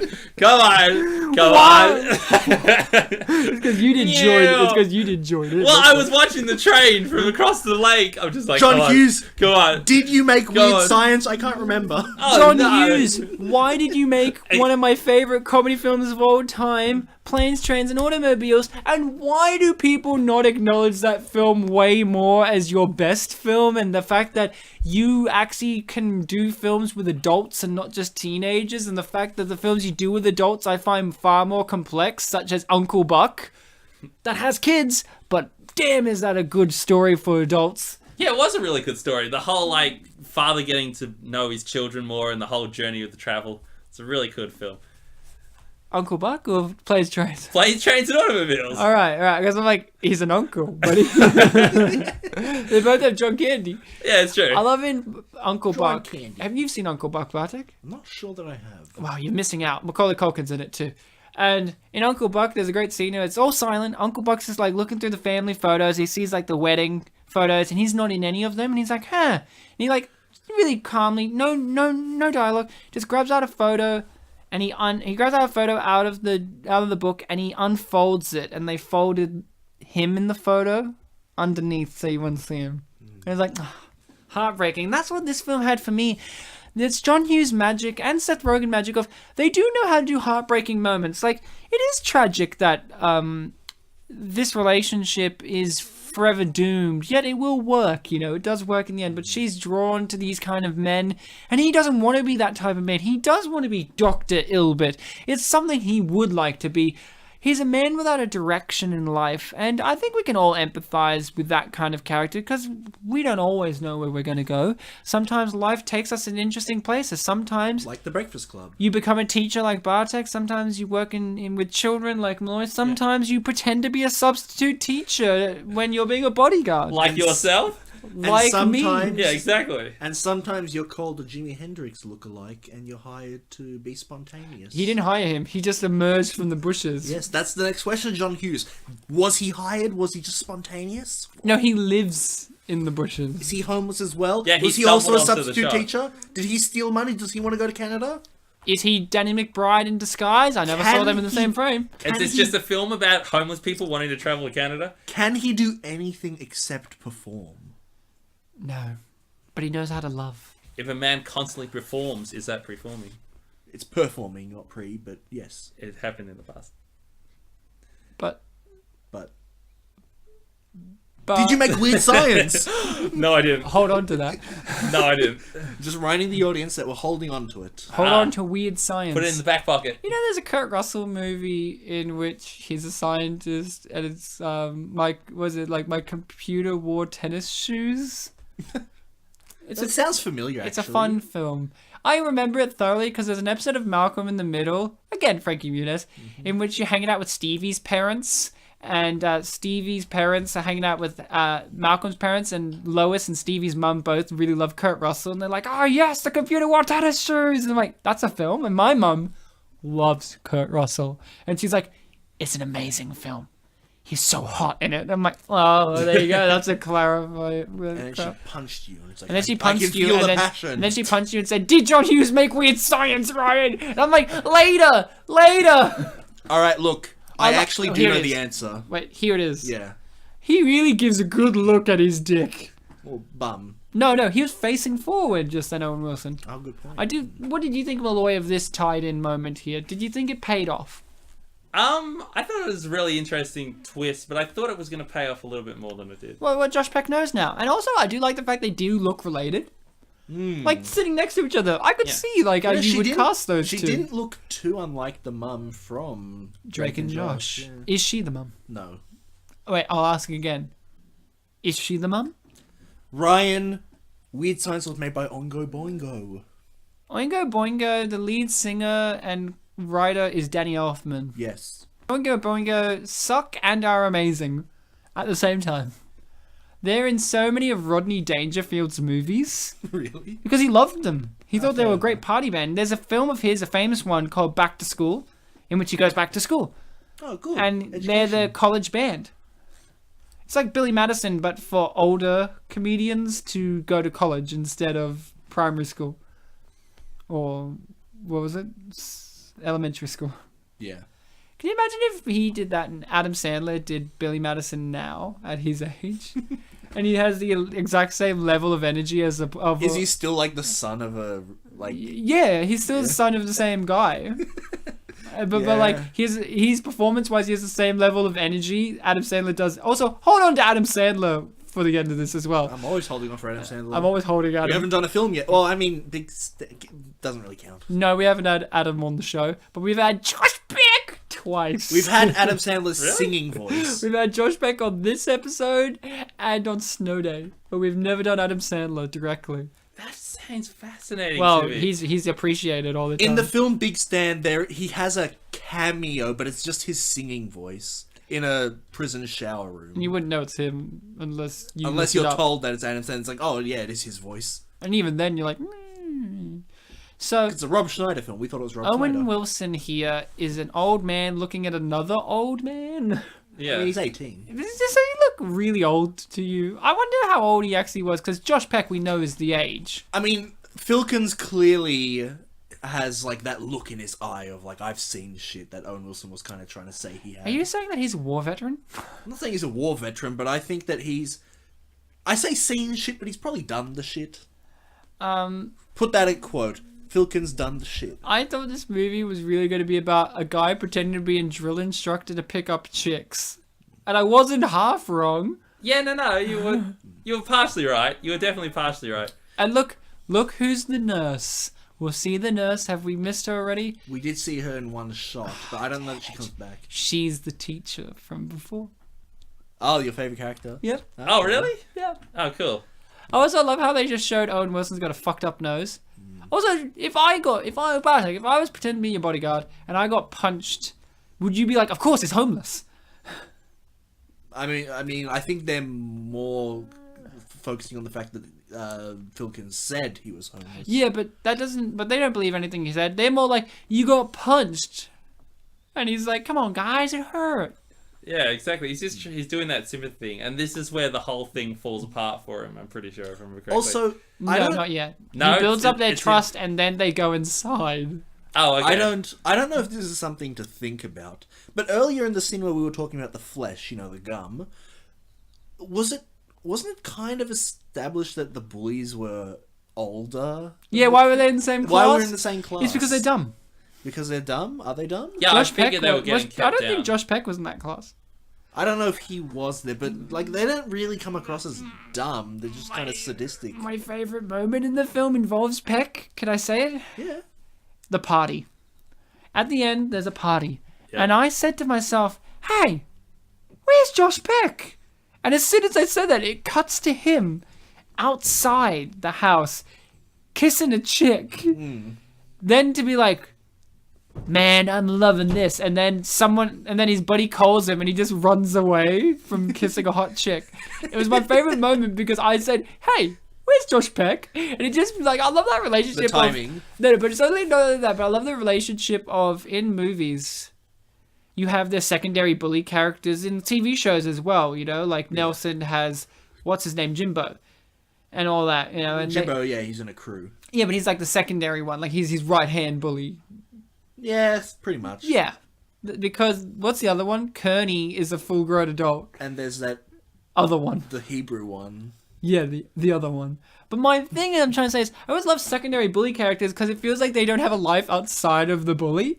And in this movie, it kind of shows you that. Like, he's making out with a girl, but then he would totally dump any form of happiness for himself to be a bully. I mean, he's the perfect henchman in this film. That's what he is. But he's also a traitor to the cause. Well, yeah, isn't that the whole stereotype that they do for a lot of these films? Like, the guy's always looking out for himself, and he's willing to sell himself. But that's life, Maloy. If you fell, I would say you were a bully. Maloy's getting arrested by the cops, and I'd be like, he was such a fucking bully. He came into the studio here and said, hey, this is my show now. It's the Maloy Hour. And I said, hey, Queen of England, calm your rolls. And he just slapped me in the back of his hand, and I said, yes, Maloy.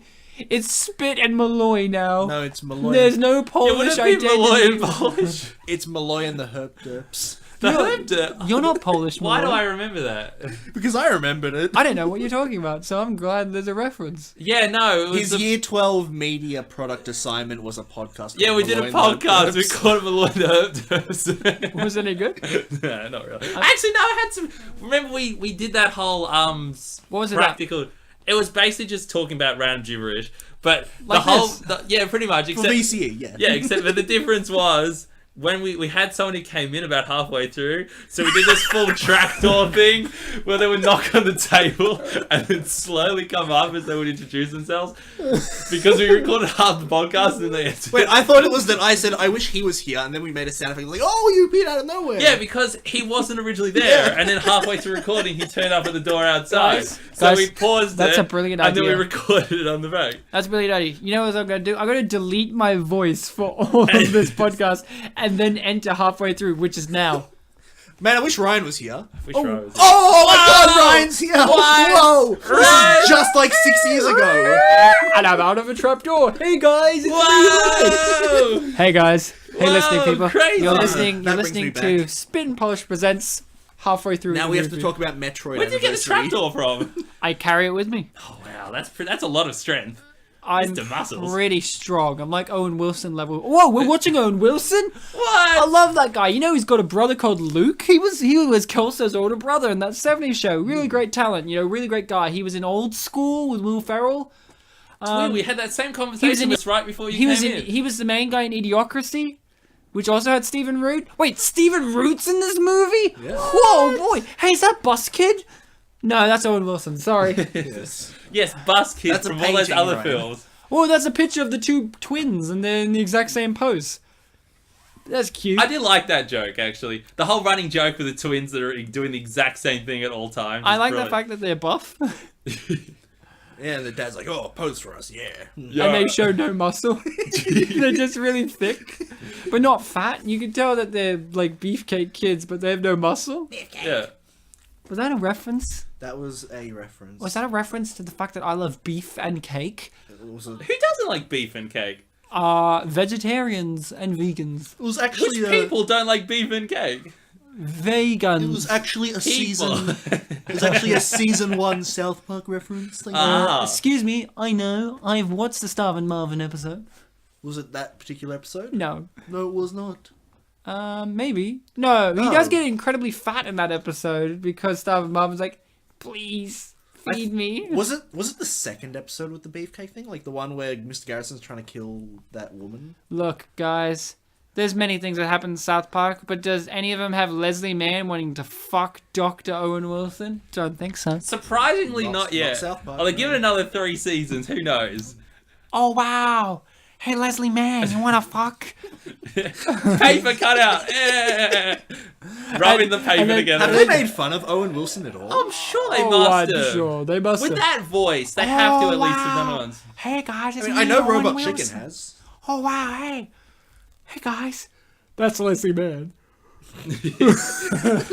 Yeah, but Rowan's having sex with her, so it works out. The voice transfers. Trey Parker doing Leslie Mann's voice would be like him doing like, what's Stan's dad's name? Randy? Randy. It would be like, he does Randy, yeah? Yeah. He would do it like Randy, like how Randy does Lord. We'd be like, it's me, Leslie Mann. I can't do Randy, but you know what I mean. It's me, Lord. Did you hear about how Lord responded to that? She liked it, right? She not only liked it, but went around saying that she was Stan's dad for a while, and that wished she had half the talent that he did. I remember I saw one video which was like, oh, Lord does the Lord voice from South Park, but it's her like talking about it, and then in the middle she's like, oh yeah, and then he does his voice like this, and like just offhandedly, not even putting effort. It's like, oh, that wasn't really, felt a bit clickbaity, Ryan. Felt like I didn't get my money's worth. Well, it's okay because Josh Peck's going to save you through it.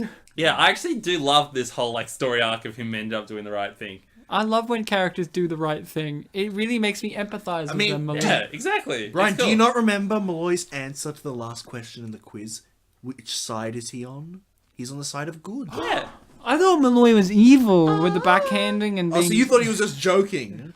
See, He's no, I joking. do that for the greater good. See, it comes all the way back around.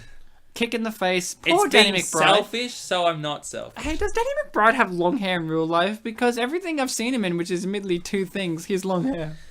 Yeah, seems like I it. feel like he wouldn't grow his hair out for the shoot. I can't remember if he... No, he did for just this. That's what I'm saying. Like, I and then feel he- and like then he'd he- just have long hair. And then he cut it, can't- and then he was like, fuck, I have to be in your highness. Oh, well. I can't remember if he had long hair and this is the end. I don't know, I don't know. Because that's what he was playing himself. Quote Well, unquote. maybe, you know, He probably did. maybe not. But you know what? This film really has heart. That's the thing that... Why were they just at this restaurant, by the way? Why did they like not invite their other son? Wait, he's... because he was hanging out with his friends, I guess. It looked like a pub, almost. It was an Italian restaurant. Yeah, you're right. It looked like a fucking pub. They were drinking wine, Bartek. Yeah. I love the dad's reaction is so blasé. It's like, he said we were robbed. We were just rearranged. I would be Yeah. fucking fuming if I was him. Well, yeah, I mean, High Story's massage chair. Now, Bartek, you're a big fan of the marijuana, which is referenced quite a lot in this movie. How big do those light switches need to be on that wall, by the way? They're huge. But, I think you're on the marijuana, Mr. Topic Change. Yeah. excuse me, I'm clearly on PCP. Angel dust, maybe? Yeah, the really exciting stuff. Marijuana just slows me Marijuana- You down. also enjoy projecting, I see. Why do you have to project on me, Bartek? Your sexual See, inaccuracies. he's projecting on me now by saying that Why are I'm you projecting on impotent, him. Bartek? How do Now you he's- project on your projection? because like he's saying Guys, that I'm I projecting, own a but he's cinema. actually That's why he's projecting. saying that. I own Rye Cinema, in which I am a literal projector. I open up my mouth and visual images come out with audible noises. Although no one goes because political opinions come out at the same time. It's all the projector. It comes all at once. Fuck you, Hillary! And now, today's film of Transformers, fucking Hillary Clinton. In today's Pixar movie, Bernie Sanders, more like communist. Whoa! Okay, Ryan, in this scene here, halfway through, door opens, you walk in, it's like, sorry I'm late, guys. And I was like, that's okay, sit down, Ryan. Then the scene plays out. What's your reaction to the scene? Oh, I see a bunch of Jersey Jews, and that's about it. I wonder where the musical instruments are. That's what I'm wondering. Well, The whole band's here and no one's Excuse me, playing. the Jersey Jews don't play instruments, they sing. They're an a cappella group. Ah, yes. The best. Just sidebar. Does he not know the Jersey Boys? Like, I don't know what's happening. But Jersey Jews, yeah. And then I'll be like, hey, there's a pathetic fat guy. Of course I'm talking about Ryan. You're Not projecting Stephen again. Root. Not Stephen Root. Yeah. What? Talking about Filkins and he beats you up. You know what I like about this scene? Wade wears a shirt that I imagine Bartek would wear. It has that like little crocodile on it. You know those shirts where it has like the little crocodile. Like a picture of a crocodile? Yeah, see a little crocodile? A little white like that outline little of the logo? crocodile. Yeah, that's a favorite shirt. I feel like you would wear that. I mean, if I was shirtless and that shirt was there, I'd wear it. Well, obviously, it's shirt. Unless I was going to take a bath, in which case I wouldn't wear it. In which case, you would definitely wear it. Get it to stick to the cloth. No, it's fine.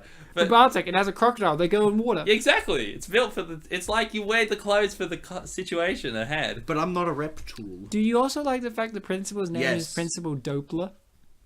Like he's a dope? Oh, not Doppler? I think it's 1P. Oh dear. I think I saw it in a quick shot. I wrote it down in my notes, but I can't remember now. I think it's just 1P, man. I like how they invite him to the house. Where's that sequence in which he fucks the mum? What if he gets invited to the house, sees the beauty in being on the side of good, and doesn't be a bully anymore? Yeah. You know what this movie reminds me of? There's a movie out right now called The Book of Henry. You born loser. What? This guy's so nice. In that movie, they have a principal that doesn't believe the main character about a certain incident that's going on in that movie, which is like a child's being like abused by their father. And in that movie, they don't believe it until the end. The principal, they don't believe it. That's like Stephen Root till the end when they had given substantial proof, like Isaac Hayes needed in Flipper. In that movie, in Book of Henry, this is true. This is a real movie. The little girl that's being abused is that dancer from the Sia music videos. Okay. And she does this magnificent dance at the talent show, and the principal looks at her eyes and goes, oh, she is being abused. I must do something about this. The whole thing And yet, 6 months ago, the main character's telling her, look at the bruises, she's withdrawn. It's like this movie where everyone's telling them, hey, these kids are psychopaths, and the principal's like, fool me once, shame on you. Tell me more, I don't listen. It kind of Wait, also... when did he get fooled once? I thought Well, he never. bullies the bullies are fooling him. Yeah, okay, no, fair enough. Yeah, I guess that makes sense. It kind of reminds me a bit of The Boy Next Door. Like, there's a whole secret thing there, but you can't talk about it. Which is this girl. She's a bit of a secret. Who is she? What's her interest? We know she likes Asian heritage and acting. But who is she really? The A girl the who doesn't topic- like soda in the face. topic that she was, like, listening to was on Sekigahara, which is Japan, but... I said Asian heritage. Yeah, I know, but, like, is she Japanese? Don't be racist. She's American. I will admit, when I did hear her speak and she didn't have an Lloyd. accent, it was... I don't know how to respond to that. I just You could say yes, you could say no. no, but you just broke me. Like what? What? I patted myself Express on your the- feelings, Malloy. This is an intervention. Bartek and I allow you to express yourself. Like, look, he's got a little crocodile on his shirt again. And it's a red shirt now, which means he's gonna die. What's wrong, Malloy? Why can't you express yourself? We're open here. You're allowed to feel things in this Jersey podcast. Jews, Asian heritage. No, I get it, but What do you get, chlamydia? Because we already established it's different from gonorrhea, which Bartek has. well, I can't get both of them. So what are you gonna? You can ask You gotta Charlie try Sheen. hard. Did he have both? No, he had AIDS, and that's my defense. Coming back around. Sorry, part of my defense. Okay, well that's alright. Is the other part Hey, for the video? that kid's wearing a Beavis and Butthead shirt. Mike Judge is Who make that. Actually like Who? Beavis and Butthead? does work with Stephen Root. Root. Because he made Beavis and Butthead and King of the Hill. And Idiocracy. And Wilson's in that film. And Office Space as well. Ryan, let's not talk about work. We're talking about things that Mike Judge has made. Mike Judge's best film is Office Space by far. By far. Fart. You said by fart. Maloy, why, humor on this why show. are you afraid of bullies? I'm not afraid of bullies. Oh, so you're a bully, huh? I thought you said police. Well, there's a lot of reasons for that one. Wait, Bartek.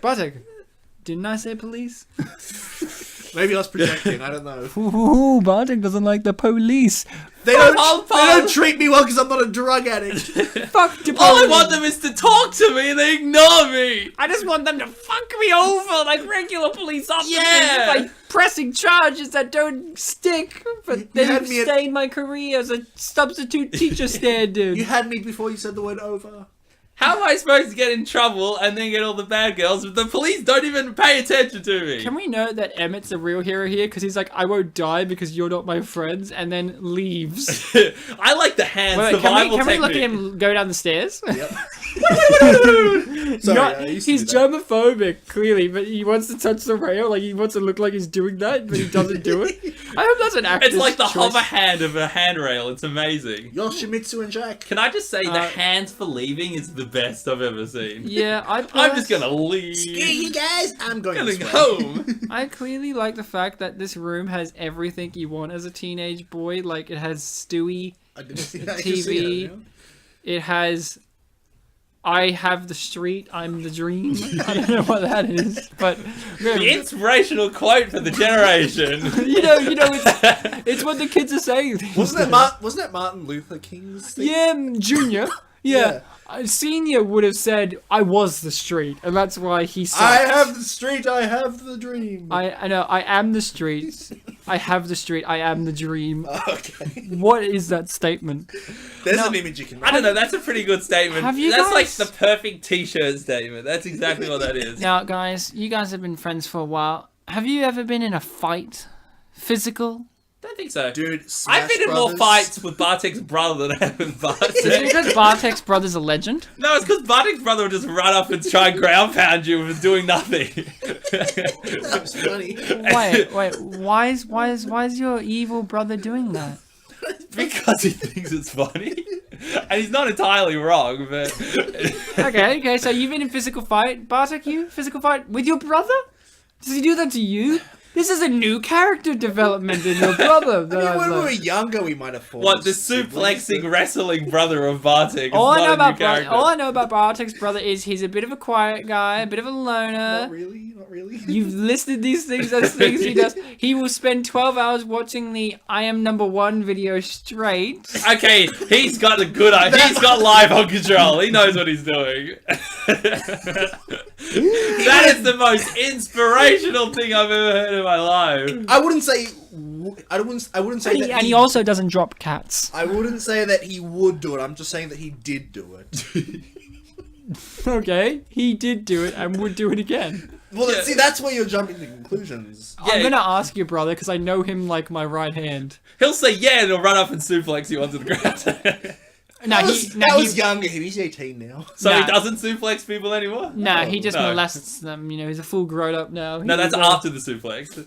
Oh, Is that man. a fake spider next to the... Well, now it cut away. We can't answer that. The Just answer assume was, yes. it's the streets, I am the streets, I have the streets, I am a dream. Well, they are on the street now. I was gonna say, just assume it's a fake spider, because I doubt they got a giant real spider to put on the Well, I show. know. I want it to be a fake spider because then I can ask why. Now, I like how he said, "Oh, you'll be trespassing," but he invited them. Really, yeah, it's not trespassing if you invite them.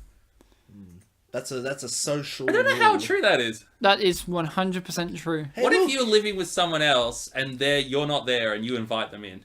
What do you mean? Well, just say, come over to my place and you're not there. But you said they That's live still an together. invitation. Okay. If they broke in, then it would be breaking in. But if they're standing at your front door, hey, look, bus kid. Yeah. See, this is where, when you said, I didn't know till this point, I thought that was the exact moment when you realised. You know, the shading on his face made it look a little intense, except that he looks a bit sort of dweeby, so not really. I like how this chick is just... Think about her night. She's having a fun night. Then this weird kid just grabs you by the head, both hands, squeezes it, and gives you a kiss. She was just looking for a nice night out, you know? Maybe she wanted that large bowl of dip there? You know... I was going to say, it looks more like She went up the stairs, and that last shot, she was clearly going down. I love how he was having a conversation before this happened. Like, what was he talking about? They're talking about, this is my fridge. I like Owen Wilson. Two boys. Now, notice this underage. Munchies guy. He comes back later. He comes back later at the end to thank them. He's like, thanks, guys. I've been wanting to do that for years. Just like, oh, now this, I cheered. Didn't you? I love how they just got fucking straight into it. Like, they didn't do any pussyfooting about. It was like, a great moment. Now, fucking be like Batman v Superman. Grab a sink off the wall and bash his head in, damn it. I'm surprised they didn't just go like full hull. And then you find out your mother's name is the same as his mother's name, and then you're friends. Your mum's name is Minji as well. Do you love the fact, Bartek, in the film Batman v Superman, the reason Batman and Superman stop fighting is their mums have the same name? That really does sound like an unappreciated masterpiece style ending. Yeah. I was wrong. It was pretzels. Oh, it didn't look like pretzels in the other shot. It looked like dip, didn't it? Yeah. Looked like dip or dog doo-doo. It didn't really look like... But apparently Maloy can't tell the difference between dip or dog doo-doo. Oh, he can prank him, Brian. He'll eat the dip, but then it'll be poo-poo. No. He'll think he's eating poo-poo, but it's dip! He'll feel silly. He'll get nutrients instead of bacteria. Shit. I imagine you still get nutrients from poo, but like not as much as the bacteria, yeah. As bacteria. Well, nutrients have bacteria in them. But bacteria is bacteria, and bacteria is yucky. Well, everything's Well, it got depends on the bacteria. bacteria. Sometimes you need bacteria. You know, anti-venom. You know, you need stuff to help your immune system, buddy. And maybe Maloy's figured it out. Yeah. Eating Wait a poo second. and getting it stuck in Yeah, your braces. survival of the Wait a fittest. second. Oh, God, Here it the is, braces wait, makes here it it so is. much worse. I'm never gonna leave you, Ronnie. You're missing out. Okay. Right. Okay. See, look, doesn't he push him? I don't. Yeah, but I think this is the one time he actually pushes the... no, he does physically fight them. But like, Well, that's because the other guy started it. yeah, exactly. Well, they started it, to be honest. Well, no, the henchman never actually laid a finger on them I hope not. first. I hope not. That's without consent. That's wrong. No, I mean, they're Hey, bullies. yo, What are you yo. talking about? Whoa! Is Josh Peck 18 or not? No, he's 17. Oh, thank God, I can't punch him then. Is he actually 17? Or did he just say that? Well, Like, that's something I was I wondering. believed him. Also, can we note that this kid's fighting technique is to hump leg? Well, not really, but... Hump leg. Yeah. I mean, I thought he was leg. going to do like a suplex or something. I like Oh, how he actually got him on the ground. I actually like he is punching him and getting him down, and then Oh, Josh yeah, Peck there you go. does a Kirk punch. There's a low uppercut. The double fisted uppercut. What is it? Still an uppercut? When I think uppercut, I think like whole fist, like bam. But he did it like a swing, like a golf. Well, he still did like the uppercut motion of like down up, No, he didn't. but he was like low. Yeah, I guess he did it like a swing of a baseball bat, like across. He did it with one arm. No, he did it with both. It was like both together, kind of like that. He did a double punch. Kinda like that. He did a double punch. Oh, so that's like a pile driver going up or something? yeah, up and across. I don't think it's a pile driver. I don't know. Yeah, you're I- right. You know, There's some word for it. Yeah, it's definitely. It's both called the hands Kirk together. punch because Yeah, Captain like- Kirk did it all the time Did I he? think I'm in thinking. Star Trek. He did the double punch. I think I'm thinking more of Huh. like a hammer, but you're swinging upwards. Why did you say did he? Like I don't know, Captain Kirk. I don't.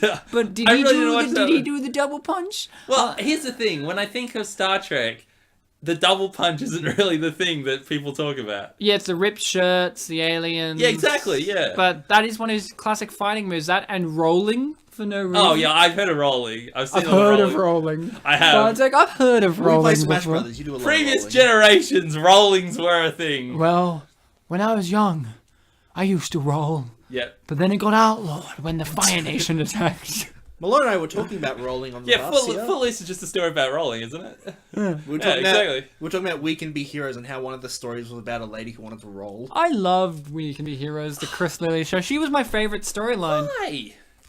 What do you mean? We Can Be Heroes was terrible. Was it? Yeah. Malloy doesn't like Chris Lilly's style. Okay. Here's the thing, Maloy. I think it's unfair of you to say it was straight off terrible because you personally don't like that comedian's style. In terms of things like, I don't really love Adam Sandler, but I can look at The Wedding Singer and go, that's good. You know, I don't really care for it, but that's good. But I think you have to give Chris Lilly a break because Summer Heights High and We Can Be Heroes are definitely his strongest of his material. Whether you like his material or not, you should at least warrant the fact that they are good for what he does, not just terrible. Now, if you were saying like Jonah's series or Jameis, I may be like, okay, they weren't as good, but you know. I like Jonah's. I like Jameis better because I hated Jonah as a character more. Okay. I hated him, and he was my least favorite in Summer Heights High. I'm like, okay, because everyone quoted him. They were like, "Puck you, miss." I'm like, but come on, Oh yeah, I remember that. Mr. G's the best. I know I was in a Year 12 media film where I was a Mr. G-like character. But you're wrong. We Can Be Heroes had a great storyline of a chick. This is an Australian comedy show for those not in the know.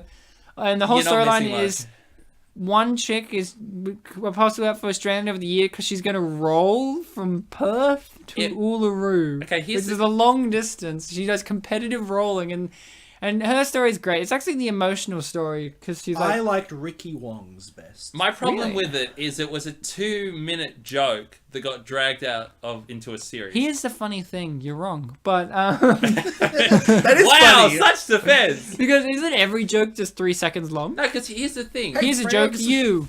Now stretch it out for 2 hours. You have to go you, and then you Look at stretch this. it. Yeah, like... Throws a sword. Alright, so here's the thing. I want you to see if this looks slightly like the ticket. No, it looks exactly like a thumb. No, wait. A pinky. Yep, looks exactly like a pinky. Still looking like... Oh, it's pinky. Oh, yeah, okay. I watched it on a 3-inch display because the thing wasn't loading properly. But anyway, that's fine. Yeah, you're right. It definitely looks like a pinky. Ryan, you have to take into account his context. He watched it on a 3-inch Oh, that's display. part of his defense, and he also had AIDS. You know, that's unfortunate. Yeah, I know. You'd be surprised. One of the side effects of AIDS they don't tell you about is videos load terribly. Was AIDS the thing in South Park that was killed by money? Yes. Oh, there we go. Because that basketball player still has AIDS. Magic Johnson. Magic wasn't it? Johnson's still around. He still has AIDS, but That he's was a still funny alive. episode. Here's the thing. He I love gave how me AIDS. I love how the police would rather arrest the dude than help the one that's brutally injured. Well, I mean, to be fair, He's the more guy the- did just throw a sword. Don't a That's few probably more a good police idea to come get up rid to of him and Yeah, help him but for a sec? after his thumb's been run over, finger's been run over. Look how much time it took. They should have been on him straight away. Well, they were off camera. What were right? they doing? They're waiting for their Laughing. cue. They were snorting cocaine because they know Charlie Sheen. Because every character that's off screen's doing drugs, Ryan, according no, to Malloy. Ryan. Yeah, exactly. The reason why they were doing drugs is because they only respect people who do drugs. Oh, is it like undercover cop Look, philosophy? munchies. Yeah, dudes, thanks. Maybe Dude, he was this about guy- to do it at the fridge, but then he turned away. He's like, I can't punch him in the face. I'm looking at the back of his But head. you just missed the best quote. Dude, this is going to be so bloggable. Yeah, I can't wait. That's what all the millennials are saying. No, he should have said No, they say- vloggable. No, blog. This was before vlogs. Proper. There 2009. were some famous vloggers, or famous YouTube. Yeah, but YouTube wasn't vloggers. as big of a thing. Kev Jumba, dude. I don't know who that is. It's Kev Jumba. Oh, you said it a second time. That narrowed it down. I like that this couple is believable. I feel like it's not like he just ends with getting the girl. Like, I still feel like they still have things to work out, but he does deserve a kiss. He stood up for honor. Yeah. He got his ass kicked, but he still tried, and I think that's a sweet thing. And they're both nerdy in their own right. She showed an interest in him in the first place. She should have tied it to Sekigahara. What's this scene? Yeah. So the hand around, and look at how they're looking at each other, especially Evan. He's like, yeah, right, like with the eyebrows, and then just this. And he's rubbing his hand up and down. Okay, yeah, I can kind of see it. Yeah, I see And it. with the kind of very gay nature of the character already, I'm like, what And that's who- them trying to be a little Yeah, bit subtle in this movie. Well, no, I could be reading And into who it. is this guy? Oh, that's my dad. That's No, that unfortunate. was the guy from earlier. Remember? No, I'm talking about my dad. Of course I remember him from earlier in life. He was there when I love that. Yes, it's the previous bodyguard. I love that his punishment is he gets sent to his parents. It's because he was underage drinking, Ryan. Yeah, and that's it. Not mutilation of another, physical violence, none of that. Yeah. Underage drinking. And his parents are fuming mad about that. I guess in a way... Wait, can we look at his... yum. I guess in a way, the underage drinking hold on to that on my end, like with you with Weird Science. Weird Science and Adam Sandler. From my heart and from my hand. Hey, have you ever I've seen it, yeah. got your finger sewn back on before? No, I haven't. What about a toe? No? What about a penis? Maybe. Yes. I knew that would be a maybe from you guys and a yes from Yes. you. Look at that photo. Look how they're all together. Are you saying that yours doesn't fall off? Mine's detachable. There's a whole song about it called Detachable Penis. But is it about yours? Is it by the No, Jews? it's about... Huh? Is it by our Jews? Not our Jews, the Jersey Jews. Yeah. Our Jews are different. Ah. Our Jews... Are they the pirate Jew community? Our Jews are the gypsy band Oh no, of course. of Jews. Of course. Or just gypsy.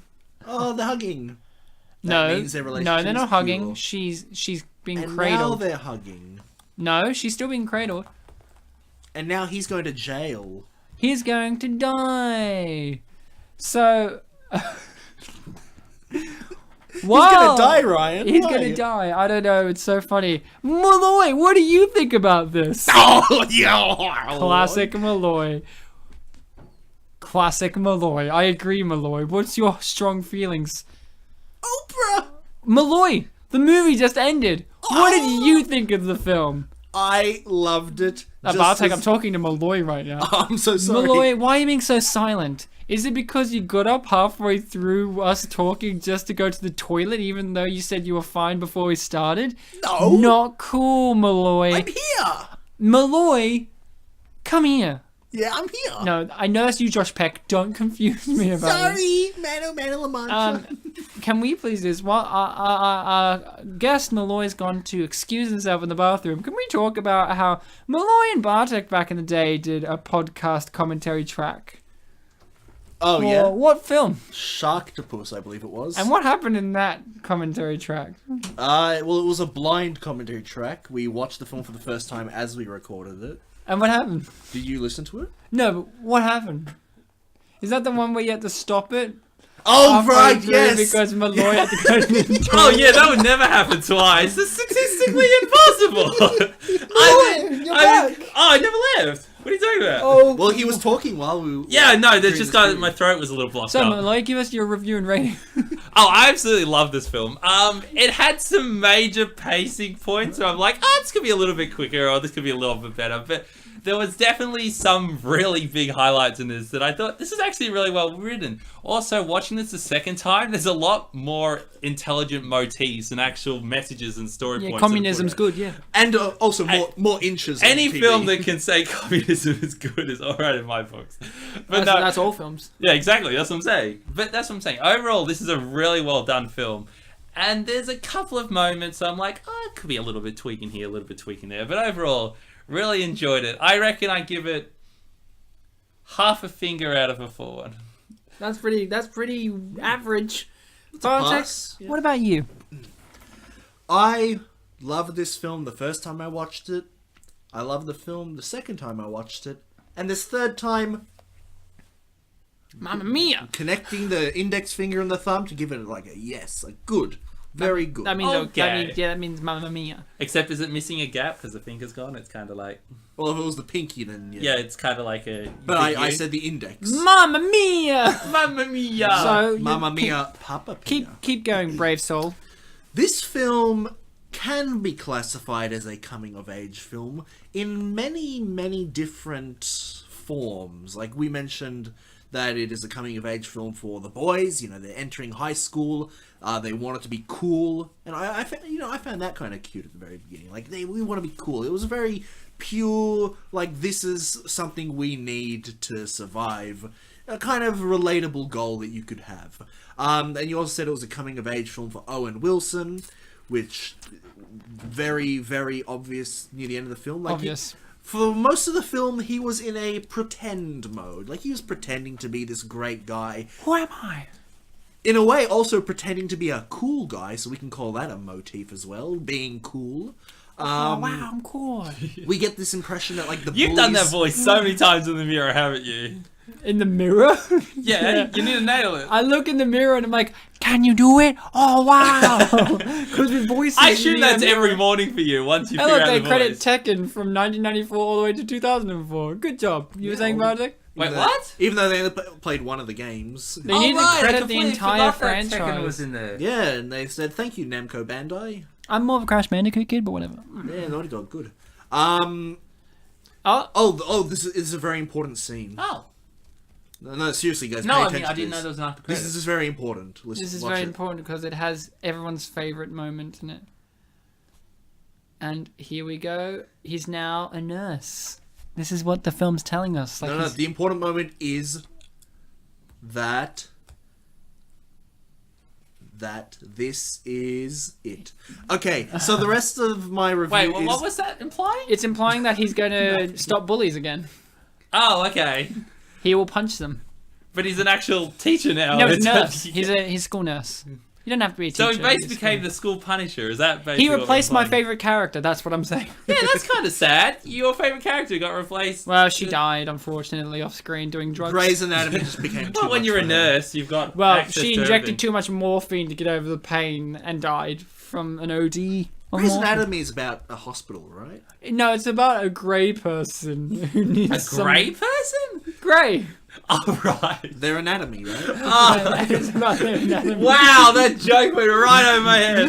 I had a girl. Jeez. There's a girl. How did I miss that? Jeez Louise. Before you finish and give us your rating or whatever, there was a girl in my Whatever. year Yeah. that loves Grey's Anatomy, right? And she was studying to be a nurse, and she genuinely looked at me and went, I didn't know Grey's Anatomy was a medical textbook. I thought it was just her name. And I'm like, it is, but you're an idiot.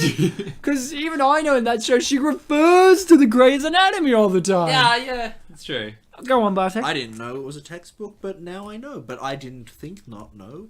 Anyway, we see the bullies as this kind of like higher in the hierarchy characters, almost like they're the cool characters, which is what the other characters are. A cool cat Cool cat. who saves the kids. So, well, I mean that's Owen Have Wilson. you watched that yet? Fuck yeah. Yeah, we You watched have? it. Okay, I thought so. Bartek didn't love it as much as I did. Hold on a second. Hold on now, I love the bully. Yeah. The bully I love. You What know, about the Daddy voice is Derek? pretty great.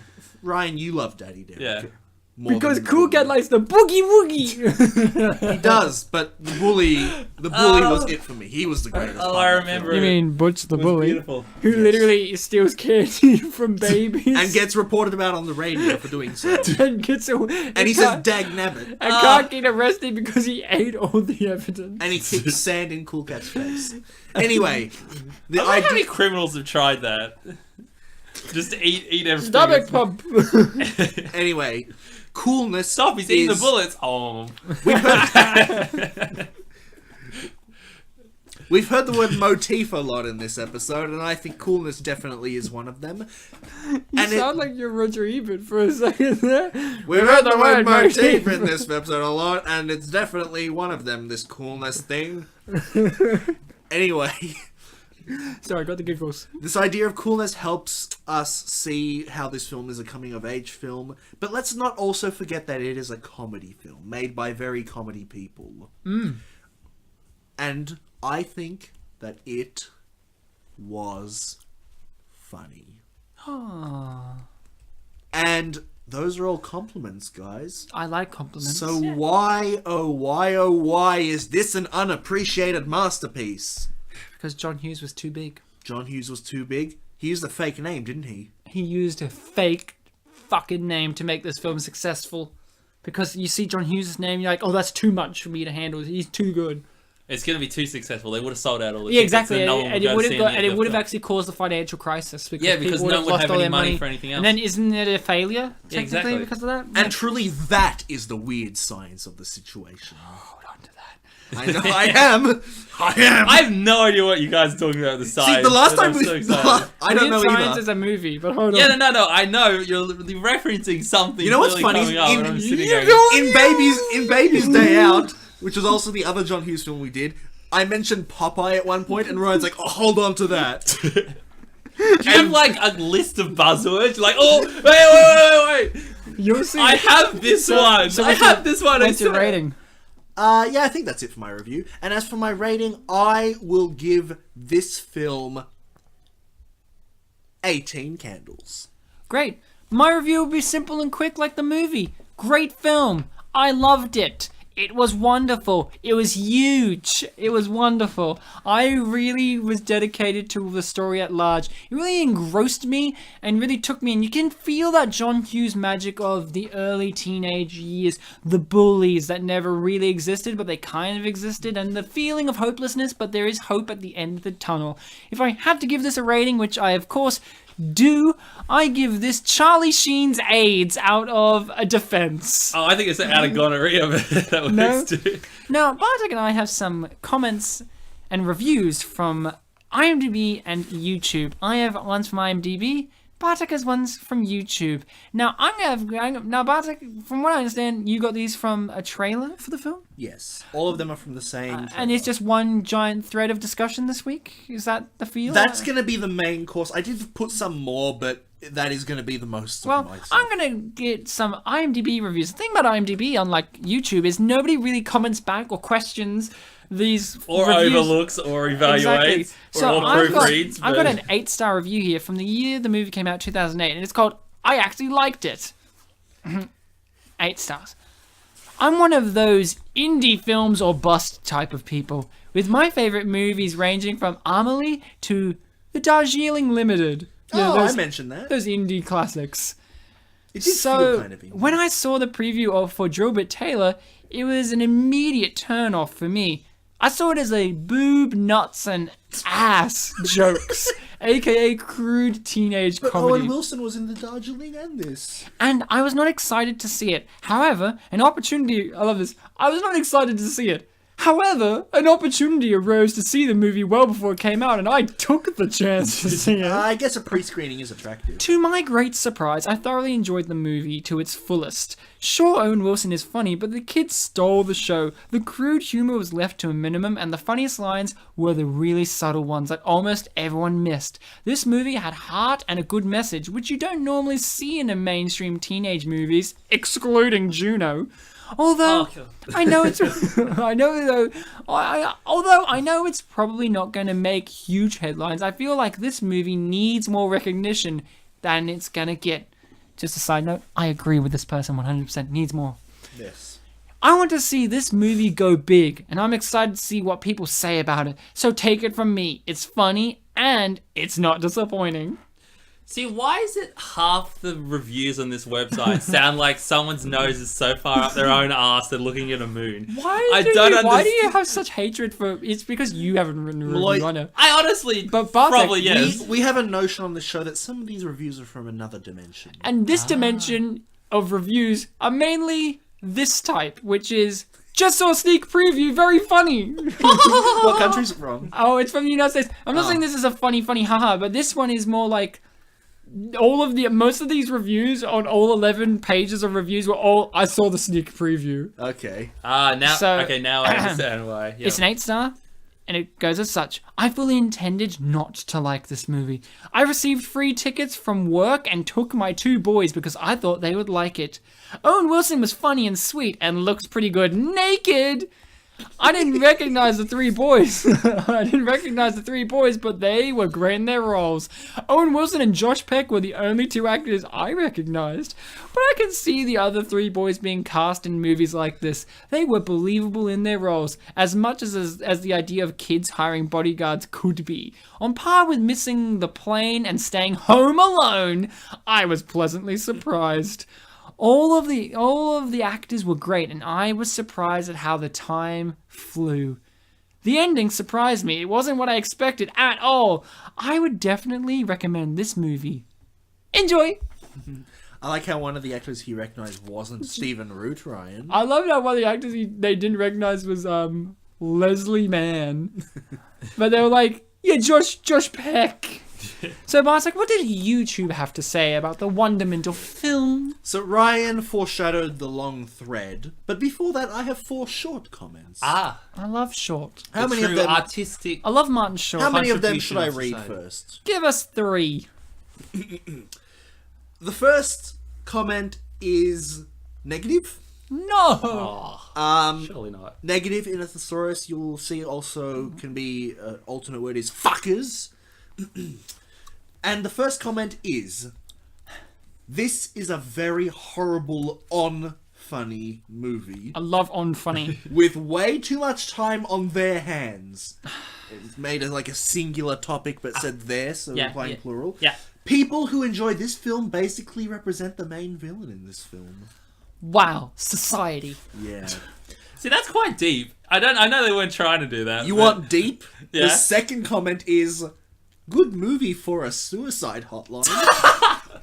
What? That's the comment. Is that the whole thing? That's the whole, it ends with a dot at the end. If that Like helps. there's going to be more to be said later. See, that's just bad suicide Deep. hotline.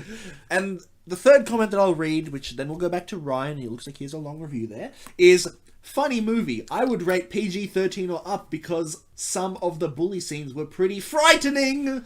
Now, Bartek, I have a negative review here too, because you know, we always have to include the positives and Yeah, negatives. being devil's because advocate is all whole part of being devil's media. avocado, yeah, exactly. You know, so this is a 2-star review, and this person, one thing you can't say they didn't have was reactions, because their review is called "What Amazes Me About Everyone's Reactions."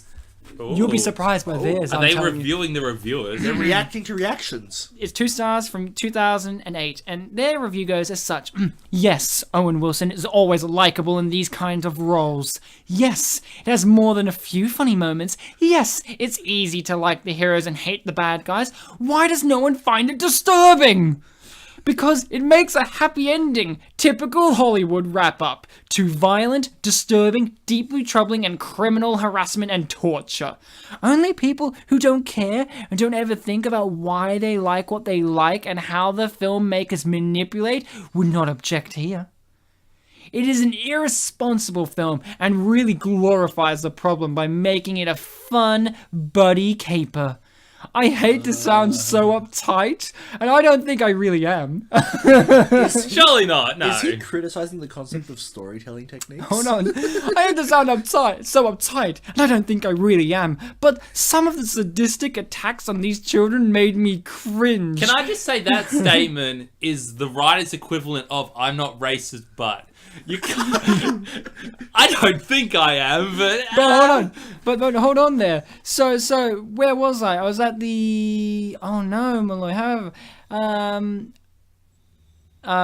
By making a fun buddy caper. I had sound so uptight and I don't think really I am, but some of the sadistic attacks on these children made me cringe and rage as I saw it. Not because it went too far, but because to some didn't degree, go far enough. but because to some degree this sort of thing happens every day, and the system, the school, the parents, the other students stand by just as they do in this film. However, here we have a fantasy about some crazy solution. It would be fun and cute if it weren't such a vile topic.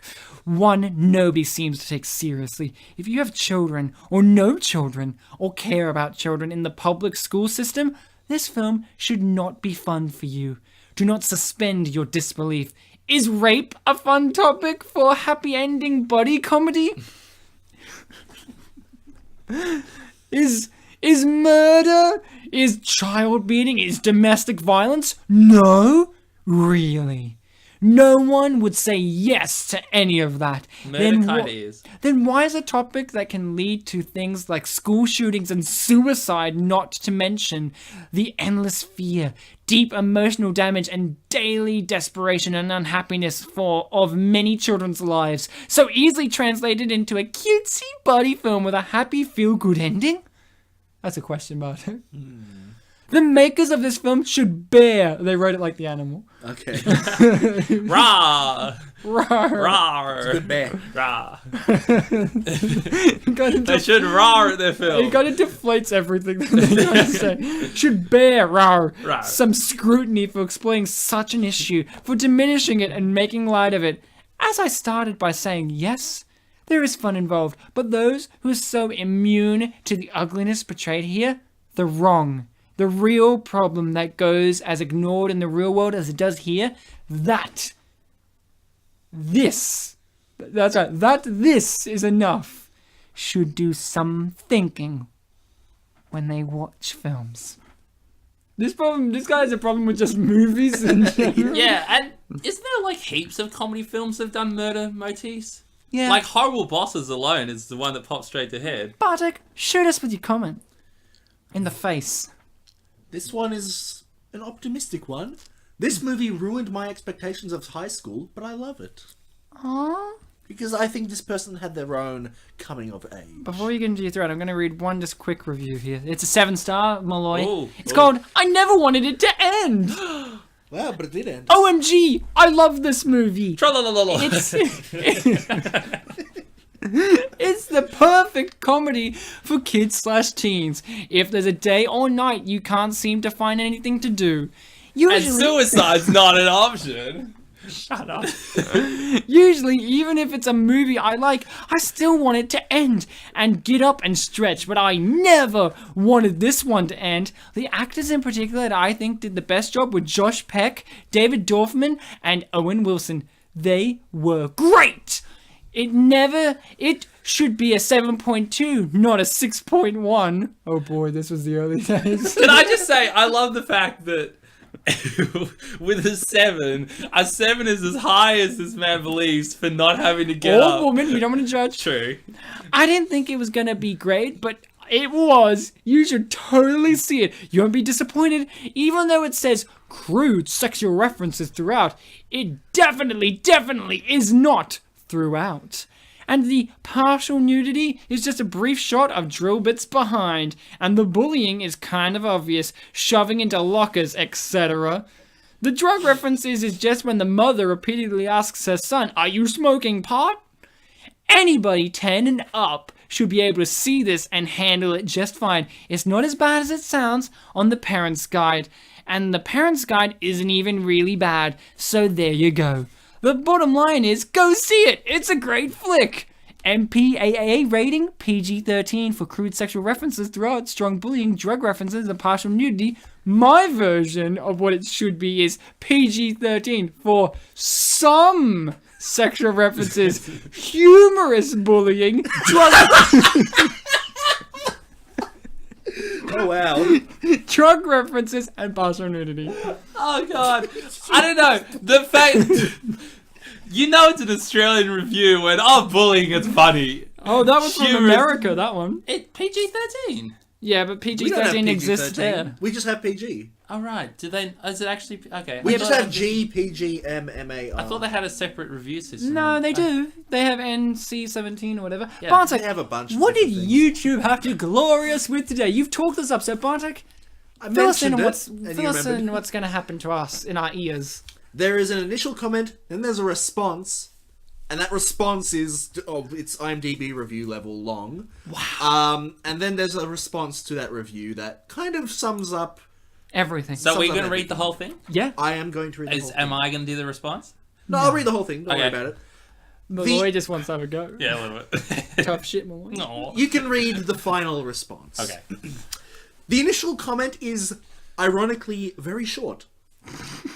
Great film. That's the initial comment. Can you imagine this poor person? If it's longer than 3 sentences, that's just an angry man. Oh, This poor person just wrote, great film, and they're going to get blasted. in all lowercase, so it's very You're blasé. not even angry or directive. Great film. Response. I thought it was terrible. Colon. And then he starts a list. 1. Why do they only refer to one of the bullies when there are 2? Yeah. 2. Bullies get away with a lot, but not that much. 3. Why are those bullies the only ones in this whole school? 4. Why did Drillbit and his friends get away with being teachers? 5. If the other bodyguards... separate word... If the other bodyguards thought the reason the kids called them was dumb, why did they even show up? Good question. Good question. I don't know what it's saying. Question 6. Why did the main characters just stand there when Filkins threw... Wrong version of threw. Yeah. The sword at them. Brackets. They didn't even try to run. It's a samurai sword. It's terrifying. Seventhly, 7. Why did Filkins, and in brackets, the only bully they referred to, only get punished by being sent to Hong Kong for fucking underage drinking? He did bullying, in brackets, of course, assault, and in brackets, a fuckload of times. Did they mention it was humorous though? Yeah, Stalking, it's fine. in brackets, when they were trying to run them down with the car, and attempted murder, and in brackets, again with the car and the sword. He should be in trouble for a lot of shit, but God forbid someone drink before they turn 21. Fuck. 8. Why did the two bullies get barely any just desserts? Ronnie, the other bully, didn't even get in trouble. Filkins just got back to Hong Kong for underage drinking, as I mentioned, after getting hit by Drillbit 5 times. 5 fucking times. He deserved a beatdown! 9. Wade's parents were a bunch of cunts. His mom married a dick stepdad who didn't even care that Wade didn't like him and his rude children. Also, she was so clueless about the bullying and his stepdad just excused the bullies. Fuck that guy. Yeah, fuck him. 10. How can you get away with not only being a fake teacher but having sex with an actual teacher? She was a douche, by the way. And a side note, she's and- a douche. And he didn't say 11, he said bonus. Oh! The only characters that were likable in the whole film were Wade, Ryan, and Emmett, the victims, Owen Wade. There's no brackets here. Emmett, the victims, Owen Wade's love interest, Brooke. Everyone else was douche, though Drillbit kind of made up for it. The principal, wrong principal. And Ryan, hold yourself back, but in brackets he writes, man, fuck that guy as well. Fuck you, fuckface. That's Stephen Root. Do you know who he is? Alright. He's my dad. The principal, man, fuck that guy as well. He, parents of the victims. He wrote the correctly later on, but not there. Oh, good. Oh, well, he's He, learning. parents of the victims. The background characters, and the kid that called Wade a dork and took a mean picture of him at Filkin's party. Man, fuck that guy! This one was in all capitals. So this movie is a train wreck in terms of realism, characterization, and just writing. Could have been so much better. And Maloy, you can read the very last line after the Oh, exciting. very bottom. So could have been so much better. Okay, I'm going to assume the guy is a very quiet individual who just wanted to think. So you go, hello, GTFO. Fuck your opinion. Fuck your opinion. Yeah. Fuck your opinion. Well, guys, I've been talking up weird science, and the weird science is being brought to us from Brazil. Yay! A great comedy, the last work of master old school John Hughes. 9-star review. Ooh. All low caps. This was the last film written by John Hughes. It did not note 10 Pro. I did not note 10 Pro movie because I would give 10 for Weird Science, Home Alone, Breakfast Club, and Ferris Bueller's Day Off. I liked much the movie. There is not much to say. Shame that Hughes has not directed more and discovered new talents as the two actors in Weird Science, for example, and not working with Matthew Broderick. But he left his mark with Drillbit Taylor. The young actors are good and are super mesh. Though I do not. That is amazing. Though I do not like they have much in the beginning, and no opinion is very important. Can I just say, whoever comes up with a T-shirt with super mesh on it is going to be a millionaire. Short, but they will react during the movie. That's all I can count. See, too much sun. People go crazy. That's all I can count. And it's sure that comedy that made me laugh, and I am very excited about this genre again today. Comedies? I'm excited about this genre again today. And perhaps Nate Hartley up... Okay, sorry. And perhaps Nate Hartley up is a new Anthony Michael Hall, the former actor fetish of Michael Hughes. I mean, he did use them in a lot of films, yes, but fetish. And this is the last review. Not so positive. Aww. It's an average 5-star review. It called No Good, Very Bad.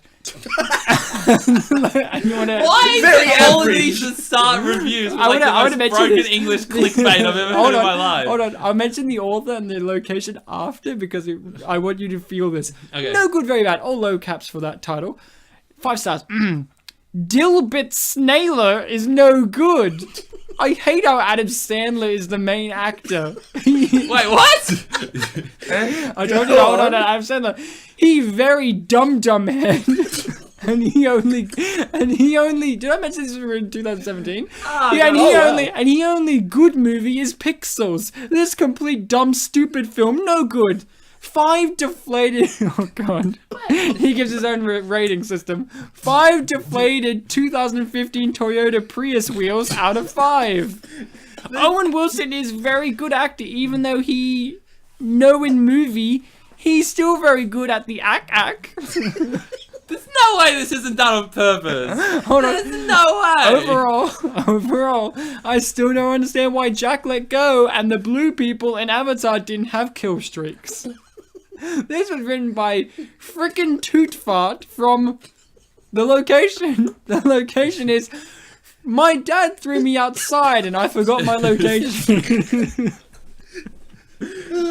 Oh god. What was his name? Toot Fart? Frickin' Toot Fart. Okay. So, that there, ladies, gentlemen, and others, was us doing Drillbit Taylor and the internet talking about it. Malloy, as always, a pleasure to have you take a break to do a pee during the show. Bartek, He said it was pee. masturbation. Yeah, you're right. It's always good to hear you wank in my bathroom. Well, wonderful. you know, Woo! I had to put a bit of it in me. You guys, as always, have been fantastic, amazing, wonderful, superfluously stop stupendous it. listening people. Not you. Oh, okay. Bartek, a wonderment to host such a film with you, of all people. You know, Drillbit Taylor, when I saw it... I made time to come on this episode. Yeah, he did. And when I saw the movie, I said, Bartek must have seen this already. I sure I saw hope the Morgan. There you go. So, Morgan, remember to be kind to Bartek. Till next time. Ta-ta. And don't forget, guys, you and us, we are the street. We are the street. We are the dream. And that... Sorry, guys. Those. Not that. Those. Because that implies only one, but those. I'm talking Those. plural. Yes. We are the street. Those words Lay down the foundation. are the beautiful. They are beauty, And their passion, and Sekigahara. Never forget. I believe it was the year 1600. Might have been 1599. Also, when he said the name Kanetsugu, I thought he said Nobunaga, but Nobunaga was already dead by that point, so what was I thinking? Inaccurate, Bartek. I actually had to Till pause next the time. film and look at the script, and it said Kanetsugu, not Nobunaga. I'm such an And Bartek idiot. always had a He copy. died like 18 years before And Sekigahara. Bartek had a physical copy of the script from Owen Wilson's dressing room available because Bartek needed to see in the script, we are the street, we are the dream. You guys, welcome to the street. Lay down that road. Except you, Nobunaga. Boo. You're dead. You died like 15. Typical dead man.